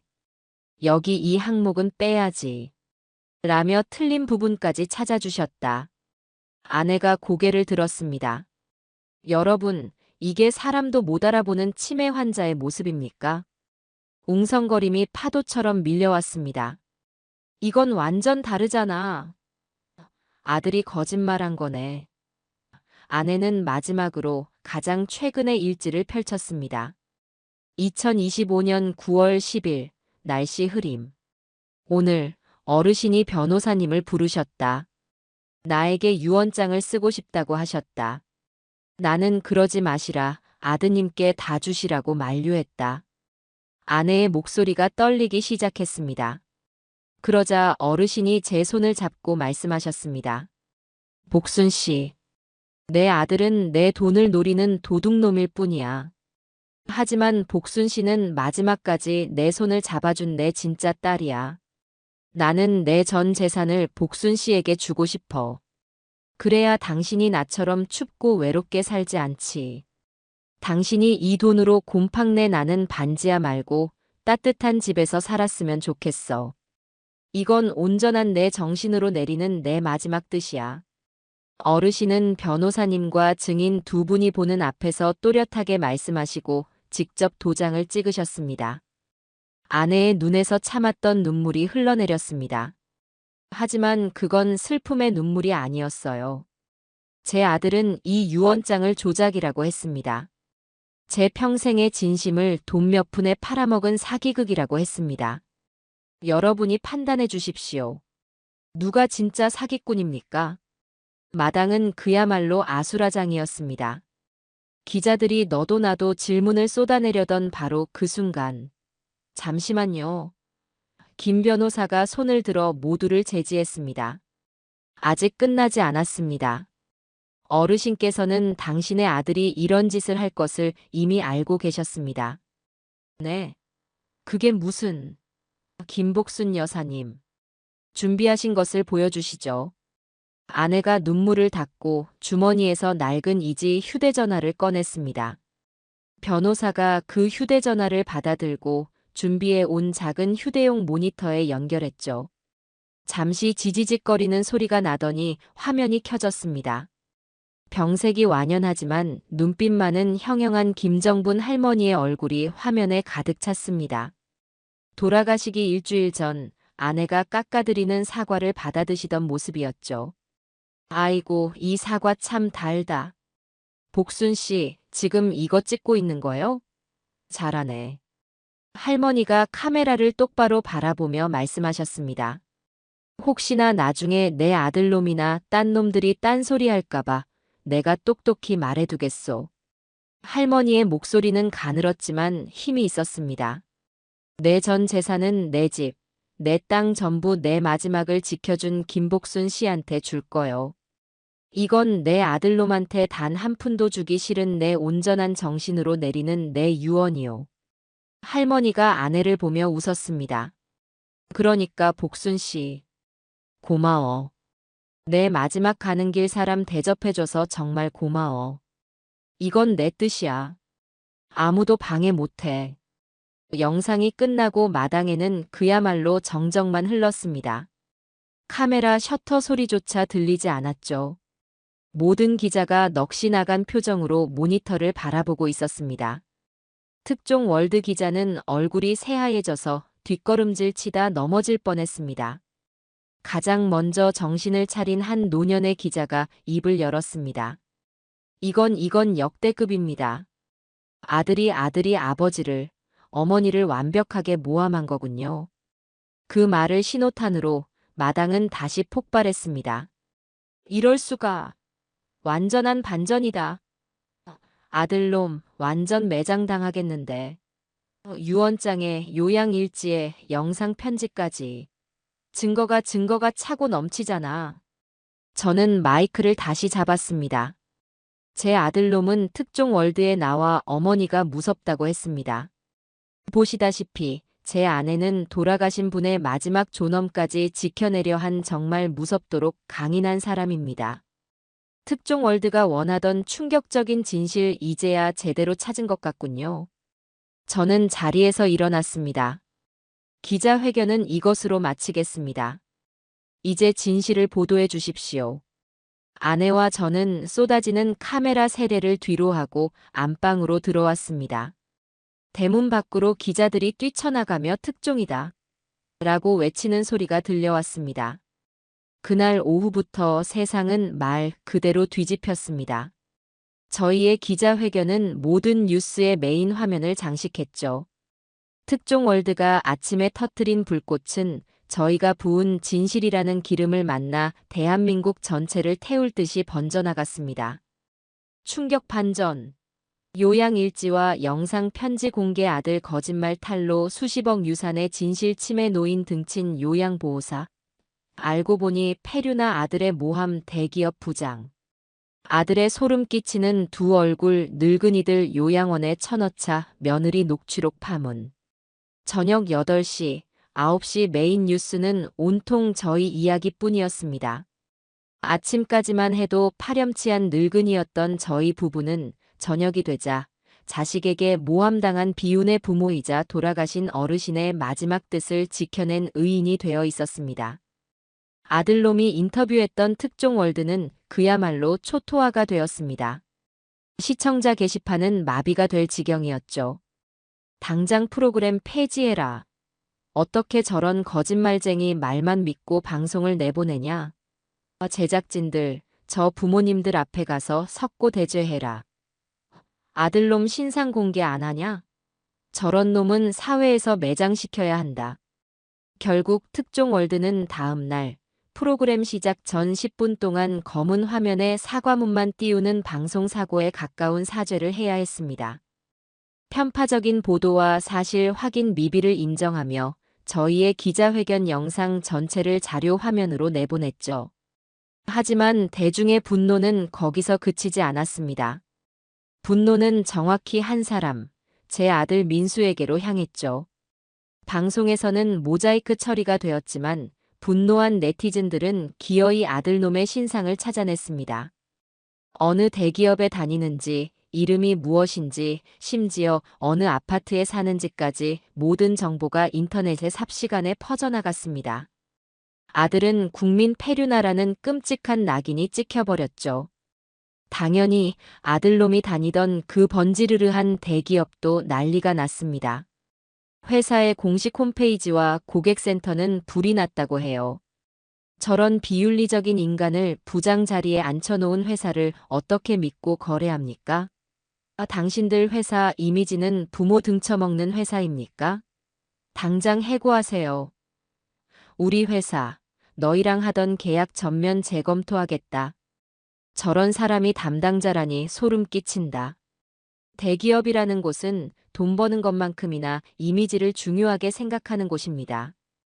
회사의 주가가 흔들릴 조짐까지 보였죠. 결국 아들이 다니던 회사는 사건이 터진 지 이틀 만에 공식 입장을 내놓았습니다. 당사 소속 민수 부장의 비윤리적인 행위로 인해 사회적 물의를 빚은 점 깊이 사과드립니다. 그것은 단순한 사과문이 아니었어요. 김 변호사가 전해준 바에 따르면 회사 내부에서는 즉각 윤리위원회와 감사실이 소집되었다고 합니다.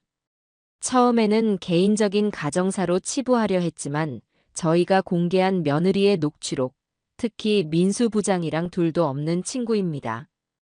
다 한패라고요라는 대목이 결정적이었습니다. 회사는 민수가 단순한 불효자가 아니라 사기꾼을 친구로 두고 있으며 그 친구와 공모해 부모의 재산을 가로채려 한 잠재적 범죄자라고 판단한 겁니다. 감사팀은 즉각 민수의 모든 법인카드 사용 내역과 대외 활동을 샅샅이 뒤지기 시작했습니다. 결과는 불 보듯 뻔했죠. 저희에게 견본품을 300만 원짜리라며 속였던 것처럼 그놈은 회사에서도 공과 사를 구분하지 못했습니다.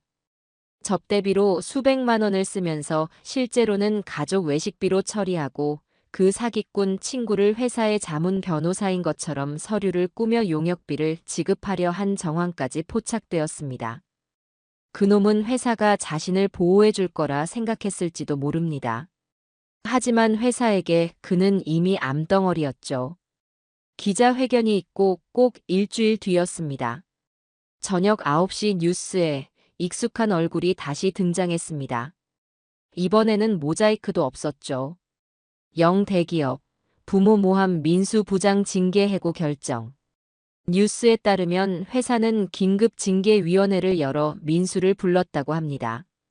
그 자리에서 민수는 모든 것이 며느리의 잘못이라며 발뺌을 했지만 감사팀이 내민 업무상 배임 혐의 증거 앞에서는 아무 말도 못했다고 해요. 회사는 회사의 명예를 실추시키고 중대한 윤리 강령을 위반했으며 업무상 배임 M 정황이 뚜렷하여 민수를 징계 해고 조치한다고 공식 발표했습니다. 대한민국에서 징계 해고는 사실상 사형 선고나 다름없습니다. 동종업계 재취업은 물 건너간 것이죠.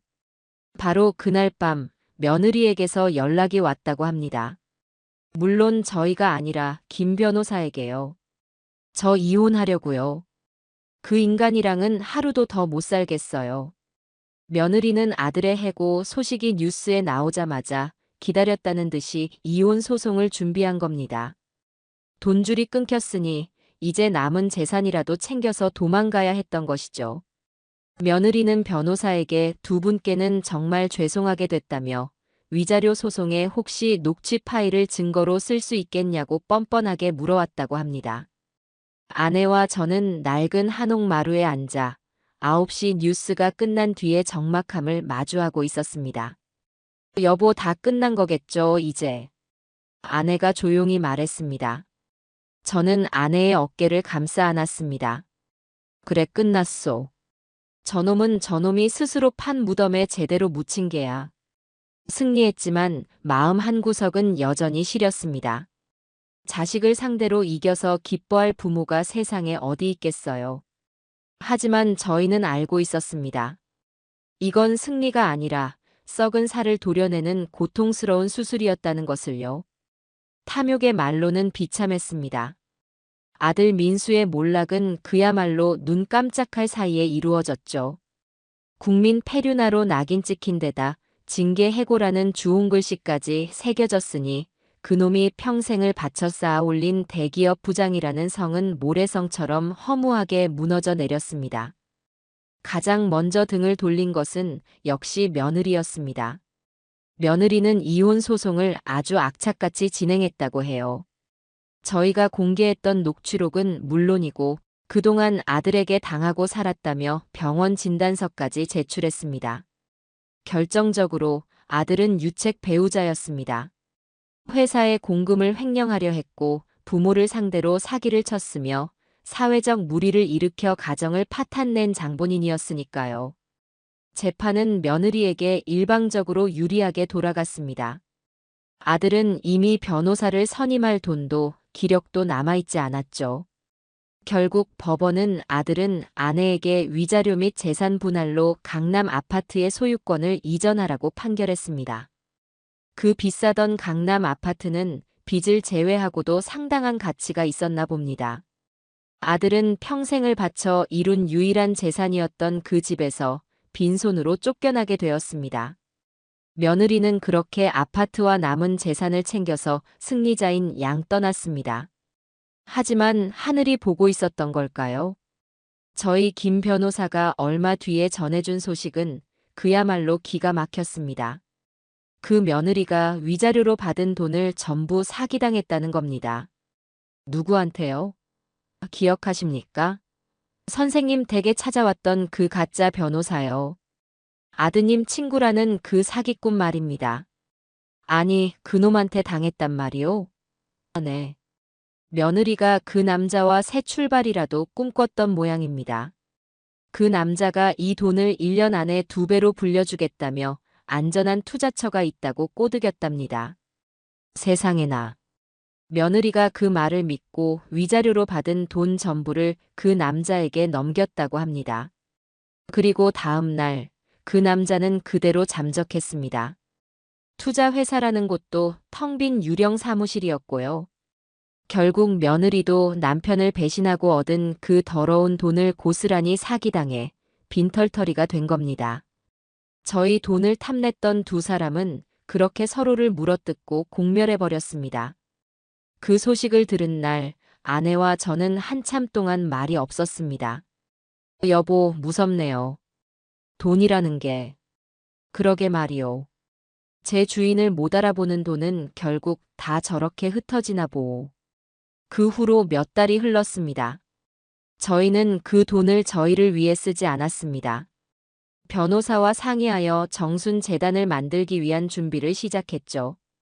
낡은 한옥도 수리를 마쳤습니다. 곰팡내 나던 반지 하와는 비교도 안 될 만큼 따뜻한 아랫목이 생겼죠. 그러던 어느 날이었습니다. 늦가을 비가 추적추적 내리고 첫눈이 올까 싶을 정도로 날이 쌀쌀해진 저녁이었어요. 대문에서 툭툭 하고 누군가 문을 두드리는 소리가 났습니다. 그 소리가 어찌나 힘이 없던지 빗소리에 묻힐 정도였죠. 누구세요? 아내가 마루에서 내려가 대문을 열었습니다. 그리고 그 자리에 얼어붙었죠. 문 앞에는 웬거지가 하나 서 있었습니다. 몇 달 만에 본 아들, 민수였습니다. 그 번지르르 하던 대기업 부장의 모습은 어디에도 없었어요. 값비싼 양복 대신 어디서 주워 입었는지 모를 얇은 바람막이에 때 절은 운동화를 신고 있었습니다. 수염은 덥수룩하고 얼굴은 며칠 굶은 사람처럼 새까맣고 비쩍 말라 있었죠. 아들은 차마 저희를 쳐다보지도 못하고 고개만 푹 숙인 채 서 있었습니다. 아내의 눈이 흔들렸습니다. 아무리 폐류나 소리를 듣는 자식이지만 어미의 눈에는 그저 비에 젖은 생쥐꼴을 한 제 자식일 뿐이었겠죠. 일단 들어오너라. 아내가 결국 문을 열어주었습니다. 아들은 쭈뼛거리며 마당을 가로질러 따뜻한 아랫목에 감히 앉지도 못하고 차가운 마루 끝에 쭈그리고 앉았습니다. 아내가 부엌으로 들어가 갓 지은 쌀밥에 따뜻한 국을 한 그릇 말아내왔습니다. 먹어라. 아들은 그 밥그릇을 받아들고 정말이지 짐승처럼 밥을 퍼먹기 시작했습니다. 그릇에 얼굴을 받고 후루룩 소리를 내며 울면서 밥을 먹더군요. 아내도 저도 차마 그 모습을 똑바로 볼 수가 없었습니다. 한 그릇을 뚝딱 비운 아들이 고개를 들었습니다. 어머니, 아버지. 목소리가 다 쉬어 있었습니다. 제가 다 잘못. 저는 아들이 그 말을 하길 기다렸습니다. 잘못했습니다. 용서해 주십시오. 그 한마디면 어쩌면 아내와 저도 흔들렸을지 모릅니다. 하지만 아들의 다음 말은 제 마지막 남은 기대마저 박살 내버렸습니다. 제가 쫓겨났어요. 걔가 아파트까지 다 가져갔어요. 여전히 남 탓이었습니다. 회사도 잘리고 갈 데가 없어요. 며칠 동안 저기 지하철역에서 잤어요. 아들은 한참을 뜸을 들였습니다. 그리고는 정말 믿을 수 없는 말을 꺼냈습니다. 그것은 용서를 구하는 말이 아니었습니다. 저 아버지. 아들이 저를 처음으로 쳐다봤습니다. 그 눈에는 반성 대신 구차한 애걸만 남아 있었죠. 저기, 우리가 살던 그 반지하 방, 혹시 아직 비어 있나요? 제가 알아보니까 거기가 아직 사람이 안 들어왔더라고요. 보증금이 100만 원이었죠? 아들의 목소리가 기어 들어갔습니다. 아버지, 어머니. 딱 100만 원만, 그 보증금 100만 원만 어떻게 안 될까요? 저는 그 순간 제 아들의 영혼이 완전히 죽었다는 것을 깨달았습니다. 수십억 원을 탐내던 그 거대했던 탐욕이 그저 100만 원짜리 구차한 생존 본능으로 쪼그라들었을 뿐 그 본질은 조금도 변하지 않았더군요. 이놈은 반성을 하러 온 것이 아니었습니다. 용서를 빌러온 것도 아니었죠. 그저 마지막까지 기댈 수 있는 가장 만만한 돈줄을 찾아온 것 뿐이었습니다. 제 아내 김복순의 얼굴을 바라보았습니다. 아들의 초라한 행색을 보고 밥을 내어줄 때만 해도 그 눈에는 어미로서의 마지막 연민이 남아 있었습니다. 하지만 이제 아니었어요. 아내의 눈은 사흘 만에 장례를 치르고 돌아왔던 그날처럼 차갑고 단단하게 굳어 있었습니다. 아들을 향했던 마지막 온기가 그 100만 원이라는 말 한마디에 완전히 꺼져버린 겁니다. 아내가 먼저 입을 열었습니다. 밥을 내어주던 그 목소리가 아니었어요. 100만 원? 아내의 목소리는 비에 젖은 쇠처럼 차갑고 날카로웠습니다. 너가 지금 100만 원이라고 했니? 아들은 고개를 들지 못했습니다. 그저 밥그릇을 쥔 손을 부들부들 떨 뿐이었죠. 그래. 우리가 살던 그 반지하 방. 보증금 100만 원에 월세 30만 원이었지.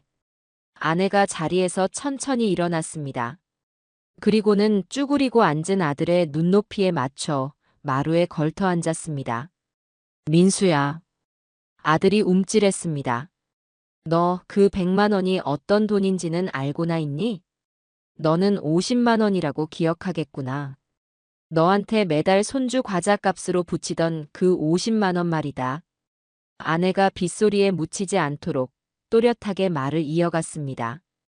그 50만 원을 붙이고 나면 나는 손에는 쌀쌀 돈도 없었단다. 그래서 네 아버지는 70 넘은 이 나이에 너처럼 번듯한 대기업 부장 아들놈 때문에 나라에서 지원 한 푼 못 받고 밤마다 나가서 폐지를 주었어. 그렇게 폐지를 주워번 돈으로 네 아버지는 쌀을 사온 줄 아니? 아니. 내 신발 밑창이 다 닳아서 비 오는 날 양말 젖는다고 그 돈으로 운동화 한 켤레 사주려 했단다. 그런데 나는 그 돈으로 쌀을 사지 않고 네 아버지 겨울 내복을 사줬지. 아내의 눈이 저를 향했습니다. 저는 차마 그 눈을 마주 볼 수 없었어요. 그렇게 서로에게 미안해하며 10만 원, 20만 원 아껴 모은 돈이 그 100만 원이다. 너가 그깟 보증금이라고 말하는 그 돈이. 아내의 목소리가 높아졌습니다. 그런데 너는 어땠지? 그 어미한테 전화를 해서 학원비가 모자라니 50만 원을 더 내놓으라고 했어. 우리가 쌀이 없어 굶는 줄도 모르고 내 어미가 그 돈을 어디서 구했는지. 아니, 옆집, 옆집 할머니한테 우리가 이 나이 먹도록 모아둔 돈이 없어서 그런다고 머리를 조아리고 무릎 꿇고 빌려서 너한테 붙인 돈이다. 어머니, 그게 저는 몰랐습니다. 몰랐다고? 아내가 차갑게 웃었습니다. 제가 평생 본 적 없는 그런 서늘한 웃음이었습니다. 그래, 너는 몰랐겠지. 너는 평생 내 부모가 똥인지 된장인지도 모르고 살았으니까. 너한테 우리는 그저 내가 필요할 때 돈이나 내주는 낡아 빠진 금고에 불과했으니까. 민수야. 아내가 밥그릇을 든 아들의 손을 내려다봤습니다. 너한테 줄 100만 원? 없어. 어머니. 아니. 돈은 있지. 수십억이 아니라 수백억이 있어도 너한테 줄 돈은 단 한 푼도 없다. 아내는 자리에서 일어났습니다.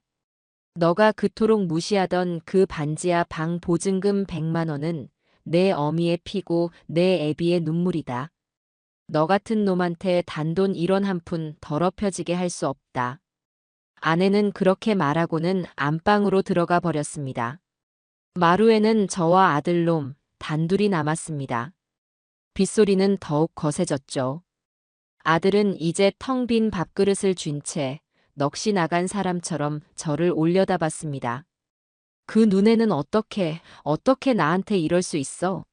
라는 원망마저 서려 있더군요. 저는 그 눈을 피하지 않았습니다. 일어나라. 제 목소리에도 온기라고는 없었습니다. 아버지, 저는 정말 갈 데가 없습니다. 일어나라고 했다. 저는 아들놈을 일으켜 세우지 않았습니다. 대신 빗물이 들이치는 부엌 쪽으로 향했죠. 그리고 짐을 풀 때 한쪽에 치워두었던 낡은 상자를 열었습니다. 그 안에는 우리가 반지하 방에서 쓰던 물건 몇 가지가 들어있었죠. 그리고 그중 하나를 꺼내 들었습니다. 제가 다시 마루로 나왔을 때 제 손에는 쉰 해 묵은 낡은 전기밥솥이 들려 있었습니다. 밥이 늘 설익고 밑은 새까맣게 타버리던 제 아내의 유일한 혼수품이었죠. 저는 그 밥솥을, 밥그릇을 든 아들놈의 발치에 쿵 소리가 나게 내려놓았습니다. 아들이 이게 뭐냐는 듯 멍하니 밥솥을 내려다봤습니다. 그게 뭔지 알겠냐? 내 어미가 시집 올 때 가져온 것이다. 그리고 너는 저 밥솥이 해준 밥을 먹고 자랐다. 저는 아들놈의 눈을 똑바로 쳐다봤습니다. 너는 내 뿌리를 잊었더구나. 아니, 잊은 게 아니라 곰팡내 난다고 스스로 잘라내버렸지. 아버지, 제발. 너는 내 어미에게 100만 원을 구걸했다. 그 100만 원이 내 어미의 피눈물이라면 이 밥솥은 내 어미의 50해 세월 그 자체다. 저는 밥솥을 발로 툭 밀어 아들놈의 무릎 앞에 가져다 놓았습니다. 너는 내 어미에게 정신 나간 사람이라고 했다. 너는 내 애비에게 귀찮은 늙은이라고 했지. 우리는 너에게 더 이상 부모가 아니다. 아버지, 이걸 가져가라. 네. 이 밥솥. 이게 내가 너에게 주는 내 마지막 유산이다. 아들의 눈이 믿을 수 없다는 듯이 커졌습니다. 아버지, 장난치지 마세요. 제가 지금 밥솥이 필요해서 온 게 아닙니다. 장난? 저는 기가 막혀서 웃음이 나왔습니다. 이놈아. 내 인생이 지금 장난이 아니고 뭐냐? 너는 내 부모를 팔아먹고 내 양심을 팔아먹고 내 인생 전부를 돈이라는 장난에 걸었다가 다 잃었다. 그런데도 아직 정신을 못 차렸어? 저는 빗소리를 뚫고 소리쳤습니다. 이 밥솥을 팔아서 100만 원을 만들든 이걸 안고 길거리에서 굶어 죽든 이제부터 내 인생은 내가 책임져라. 내 어미 말이 맞다. 너한테 줄 돈은 단 한 푼도 없다. 하지만 내가 태어난 뿌리까지 부정할 수는 없으니 이걸 주는 것이다. 내가 버린 내 뿌리, 내가 버린 내 어미의 세월을 들고 가라. 아들은 망연자실한 표정이었습니다. 그 얼굴에는 분노도 슬픔도 없었습니다. 그저 텅 비어 있었죠. 아들은 텅 빈 밥그릇을 마루에 내려놓고 그 날꽃대 절은 전기밥솥을 두 손으로 안아들었습니다.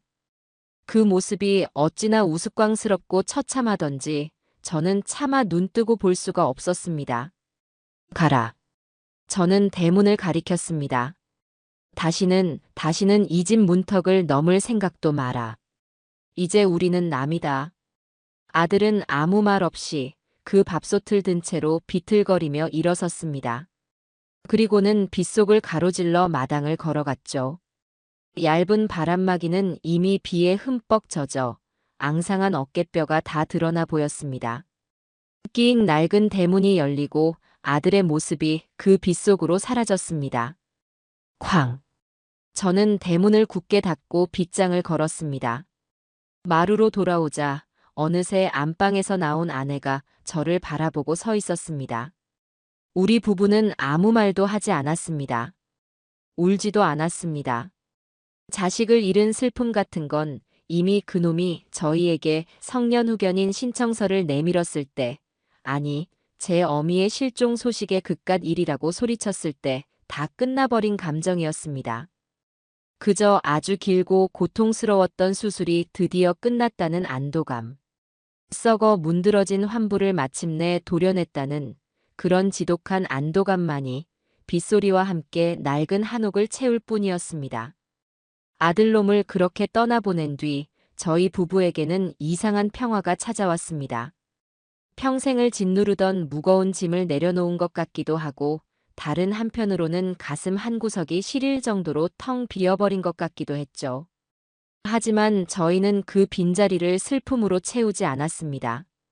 그럴 시간이 없었어요. 저희에게는 해야 할 일이 있었으니까요. 며칠 뒤 저희는 김 변호사와 함께 법원을 찾았습니다. 그리고 저희 부부가 상속받은 그 수십억 원의 재산 대부분을 출연하여 재단법인을 설립하는 서류에 도장을 찍었습니다. 재단의 이름은 아내와 제가 밤새 고민하여 정했습니다. 재단법인 정순. 돌아가신 김정분 할머니의 이름 마지막 글자와 제 아내 김복순의 이름 마지막 글자를 따서 지은 이름이었습니다. 여보, 괜찮겠소? 당신 이름이 앞에 와야지. 아니에요. 할머니가 주신 돈이잖아요. 할머니의 고든 뜻을 우리가 순하게 이어가자는 의미로 이게 좋겠어요. 아내의 뜻에 따라 그렇게 정순 재단이 탄생했습니다. 돈은 그렇게 저희 손을 떠났습니다. 물론 저희가 여생을 보낼 약간의 생활비와 이 낡은 한옥의 소유권 정도는 남겨두었지요. 하지만 수십억이라는 거대한 돈은 이제 박일성이나 김복순의 것이 아니라 정순 재단의 것이 되었습니다. 재단의 목적은 명확했습니다. 변호사님, 저희는 저희 같은 사람들을 돕고 싶습니다. 김 변호사의 사무실에서 제가 입을 열었습니다.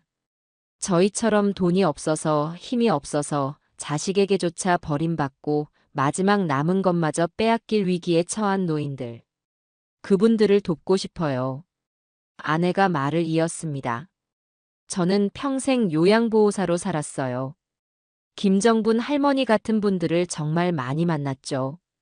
자식들은 돈만 노리고 정작 아플 때는 곁에 아무도 없는 그런 외로운 어르신들이요. 그분들이 마지막 가시는 길이라도 억울하지 않게 따뜻하게 보내드리고 싶어요. 김 변호사는 저희의 뜻을 존중해 주었습니다. 그렇게 정순 재단의 첫 번째 사업이 결정되었죠. 그것은 두 가지였습니다. 하나는 저희가 상속받은 이 낡은 한옥터에 무료 요양쉼터를 짓는 것이었습니다. 돈이 없어 요양원에 가지 못하고 자식들에게 외면받는 독거노인들을 위한 따뜻한 보금자리였죠. 그리고 두 번째는 그 쉼터 안에 노인 전문 법률 지원센터를 만드는 것이었습니다. 우리 아들놈처럼 제가 씁쓸하게 말했습니다. 부모 재산을 노리고 성년후견인 따위를 신청하고 사기꾼을 끌어들여 재산을 빼돌리려는 그런 못된 자식들로부터 힘없는 노인들의 재산과 권리를 지켜주는 그런 일을 하고 싶습니다. 김 변호사는 제 손을 잡으며 그 일은 자기가 재단 이사로서 평생 무료로 돕겠다고 약속해 주었습니다. 그날부터 저희는 바빠졌습니다. 낡은 한옥은 허물지 않았어요. 그 뼈대는 그대로 살리되 가장 따뜻하고 튼튼한 자재로 집을 고쳐 짓기 시작했습니다. 저희가 머물 작은 안채와 어르신 10분 정도가 함께 사실 수 있는 넓은 사랑채, 그리고 법률 상담을 받을 수 있는 작은 사무실이 들어섰죠. 겨울이 가고 봄이 왔습니다. 꽁꽁 얼었던 땅이 녹고 마당에는 새싹이 돋아났습니다. 삭막했던 공사 현장에는 망치 소리와 톱질 소리가 경쾌하게 울려 퍼졌죠. 저희는 매일 현장에 나가 인부들에게 따뜻한 차를 대접하고 집이 올라가는 모습을 지켜보았습니다. 곰팡내 나던 반지하 방이 아니라 햇볕이 드는 마당에서 흙냄새를 맡는 것만으로도 살 것 같았습니다. 아내는 완전히 다른 사람이 되어갔습니다. 아들은 잃었지만 아내는 정순 재단의 어엿한 센터장이 되었습니다. 아내는 요양보호사 경력을 살려 쉼터에 필요한 물품 목록을 꼼꼼히 적고 함께 일할 요양보호사들을 직접 면접 보았습니다. 조건은 하나예요. 돈 보고 일할 사람 말고 정말로 어르신을 어른으로 모실 수 있는 사람. 마음이 따뜻한 사람이면 돼요. 아내의 목소리에는 평생 남의 집 일만 하던 사람의 주눅든 모습은 어디에도 없었습니다. 여름이 지나고 가을이 되어 쉼터가 드디어 문을 열었습니다. 정순과 복순의 집이라는 작은 현판이 걸렸죠. 첫 번째로 입주하신 분은 이천에서 오신 박 할머니였습니다. 78배 그 할머니는 저희의 사연을 듣고 김 변호사를 통해 재단에 연락을 해오셨습니다. 나도 딱 당신들 같았어. 박 할머니는 쉼터 대청마루에 앉아 저희에게 굽은 손마디를 보여주며 말씀하셨죠. 평생 밭일해서 아들놈 대학 공부시키고 장가까지 보냈어. 읍내에 작은 상가 하나 남은 게 내 전 재산이었는데 그걸 며느리년이 사업한다기에 명의를 빌려줬지.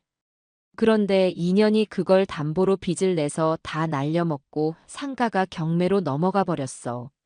아들놈은 어머니가 잘못해서 그런 걸 나더러 어떡하냐고 나를 내쫓았어. 박 할머니의 눈에서 눈물이 흘렀습니다.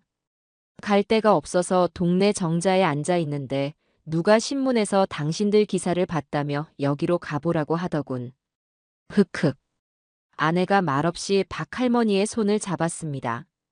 할머니 고생 많으셨어요. 여기서 편히 계세요. 여긴 아무도 할머니 못 내쫓아요. 여긴 할머니 집이에요. 아내는 박 할머니를 부축해 가장 햇볕이 잘 드는 방으로 안내했습니다. 그리고 그날 저녁 아내는 주방에서 직접 들깨 수제비를 끓였습니다. 김정분 할머니가 제일 좋아하시던 음식이었죠. 박 할머니, 이거 드시고 기운 내세요. 그리고 걱정 마세요. 아내가 김 변호사를 불렀습니다. 변호사님, 우리 박 할머니 저 못된 며느리한테 법적으로 뭐라도 받아낼 수 없을까요? 명의를 도용한 거잖아요. 김 변호사가 할머니의 이야기를 한참 듣더니 무릎을 탁 쳤습니다.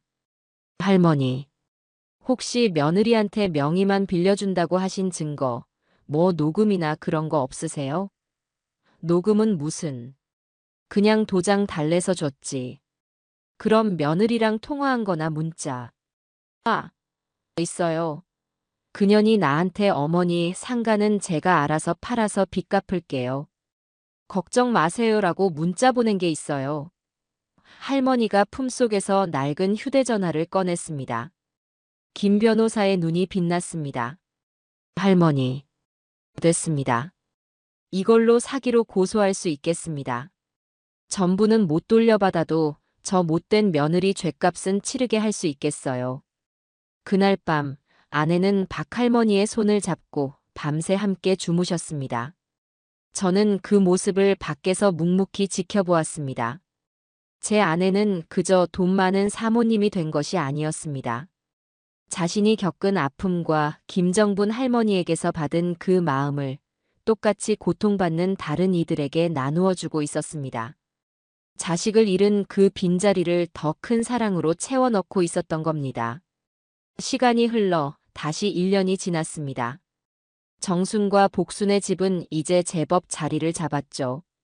박할머니 외에도 저희와 비슷한 사연을 가진 어르신 7분이 더 들어오셔서 쉼터는 매일같이 시끌벅적했습니다. 어떤 날은 화투를 치시다가 싸우기도 하시고 어떤 날은 텔레비전 연속극을 보며 다 같이 울고 웃으셨죠. 적어도 그분들 얼굴에 자식에게 버림받은 그늘은 많이 옅어져 보였습니다. 박할머니의 소송도 잘 진행되었습니다. 결국 며느리는 사기 혐의가 인정되어 징역은 면했지만 집행유예와 함께 할머니께 피해 금액의 일부를 배상하라는 판결을 받아냈죠. 큰 돈은 아니었지만 할머니는 내 억울함이 풀렸다며 그날 쉼터에 떡을 돌리셨습니다. 아들놈 소식도 아주 가끔 들려왔습니다. 물론 저희에게 연락이 온 것은 아니에요. 김 변호사가 다른 일을 처리하다가 우연히 듣게 된 소식이었습니다. 선생님, 민수 씨 소식 들었습니다.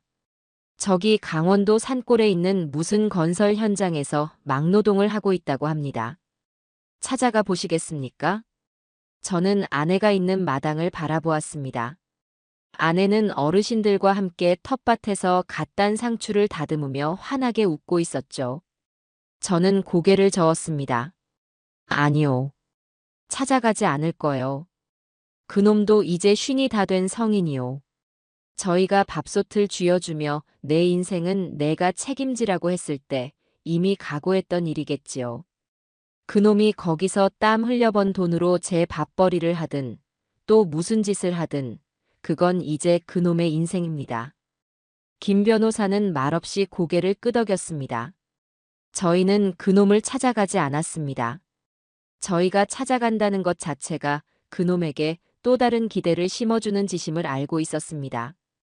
그 녀석은 그 차가운 빗속에서 낡은 밥솥을 안고 걸어나간 그날부터 스스로 일어서는 법을 배워야 했습니다.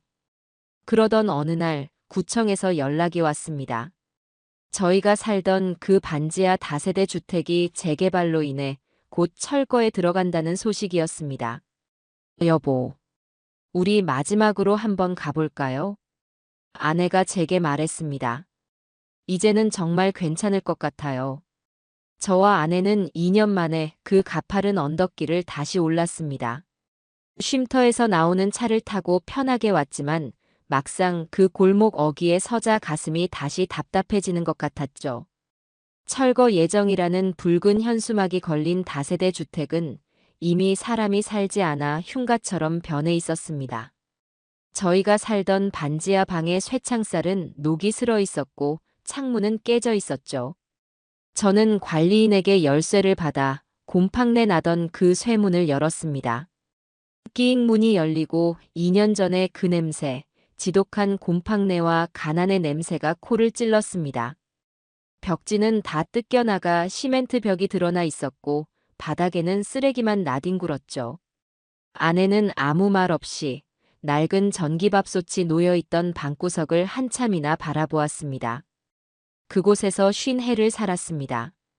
그곳에서 아들놈을 키웠습니다. 그곳에서 굶고 울고 서로를 원망하고 또 서로를 보듬었습니다. 여보. 아내가 저를 불렀습니다. 고마웠어요. 뭐가 말이오. 이 방이 밉기만 했는데 그래도 이 방이 있어서 우리가 서로 기대어 살았잖아요. 여기서 버텨줘서 고마워요. 이제 정말 안녕이네요. 아내는 그렇게 말하고는 미련 없이 돌아섰습니다. 저도 그 어둡고 축축한 방을 마지막으로 눈에 담았습니다. 그 지긋지긋했던 가난의 기억이 이제는 더 이상 저를 아프게 하지 않았습니다. 그저 그런 시절이 있었지 하고 희미하게 웃어넘길 수 있는 낡은 사진첩 속 한 장면처럼 느껴졌죠. 저희는 그 방의 문을 닫고 열쇠를 반납했습니다. 다시는 이 언덕을 오를 일은 없을 겁니다. 쉼터로 돌아오는 길, 차창 밖으로 노을이 지고 있었습니다. 정순과 복순의 집 마당에 도착하니 저녁밥 짓는 냄새가 구수하게 퍼져나왔습니다. 어르신들의 웃음소리, 텔레비전 소리가 뒤섞여 시끌벅적했죠. 저와 아내는 마당에 놓인 툇마루에 나란히 앉아 그 풍경을 바라보았습니다. 여보. 왜요? 우리 부자네요. 제 말에 아내가 웃음을 터뜨렸습니다. 그럼요. 우리만큼 부자가 어디 있어요. 수십억. 그 돈은 저희를 시험에 들게 했습니다. 그 돈은 저희에게서 자식을 앗아갔지만 동시에 저희에게 더 큰 세상을 보여주었습니다. 만약 저희가 그 돈을 움켜쥐고 아들놈과 피 터지는 싸움을 계속했더라면 저희는 지금쯤 돈의 노예가 되어 서로를 원망하며 죽어갔을지도 모릅니다. 하지만 저희는 그 돈을 놓아주었습니다. 돌아가신 김정분 할머니의 뜻대로 더 가치 있는 곳으로 그 돈을 흘려보냈습니다. 아내가 제 손을 따뜻하게 잡아주었습니다. 여보, 이제야 정말 사람답게 사는 것 같아요. 저는 아내의 그 환한 웃음을 바라보며 조용히 고개를 끄덕였습니다. 수십억의 돈다발도 강남의 큰 아파트도 아니었습니다. 이곳 정순과 복순의 집 마당에 가득한 이 따뜻한 저녁 공기와 사람 사는 냄새, 그리고 서로를 바라보며 웃을 수 있는 이 마음의 평화. 이것이야말로 돌아가신 김정분 할머니가, 그리고 제 아내가 제게 남겨준 진정한 유산이었습니다.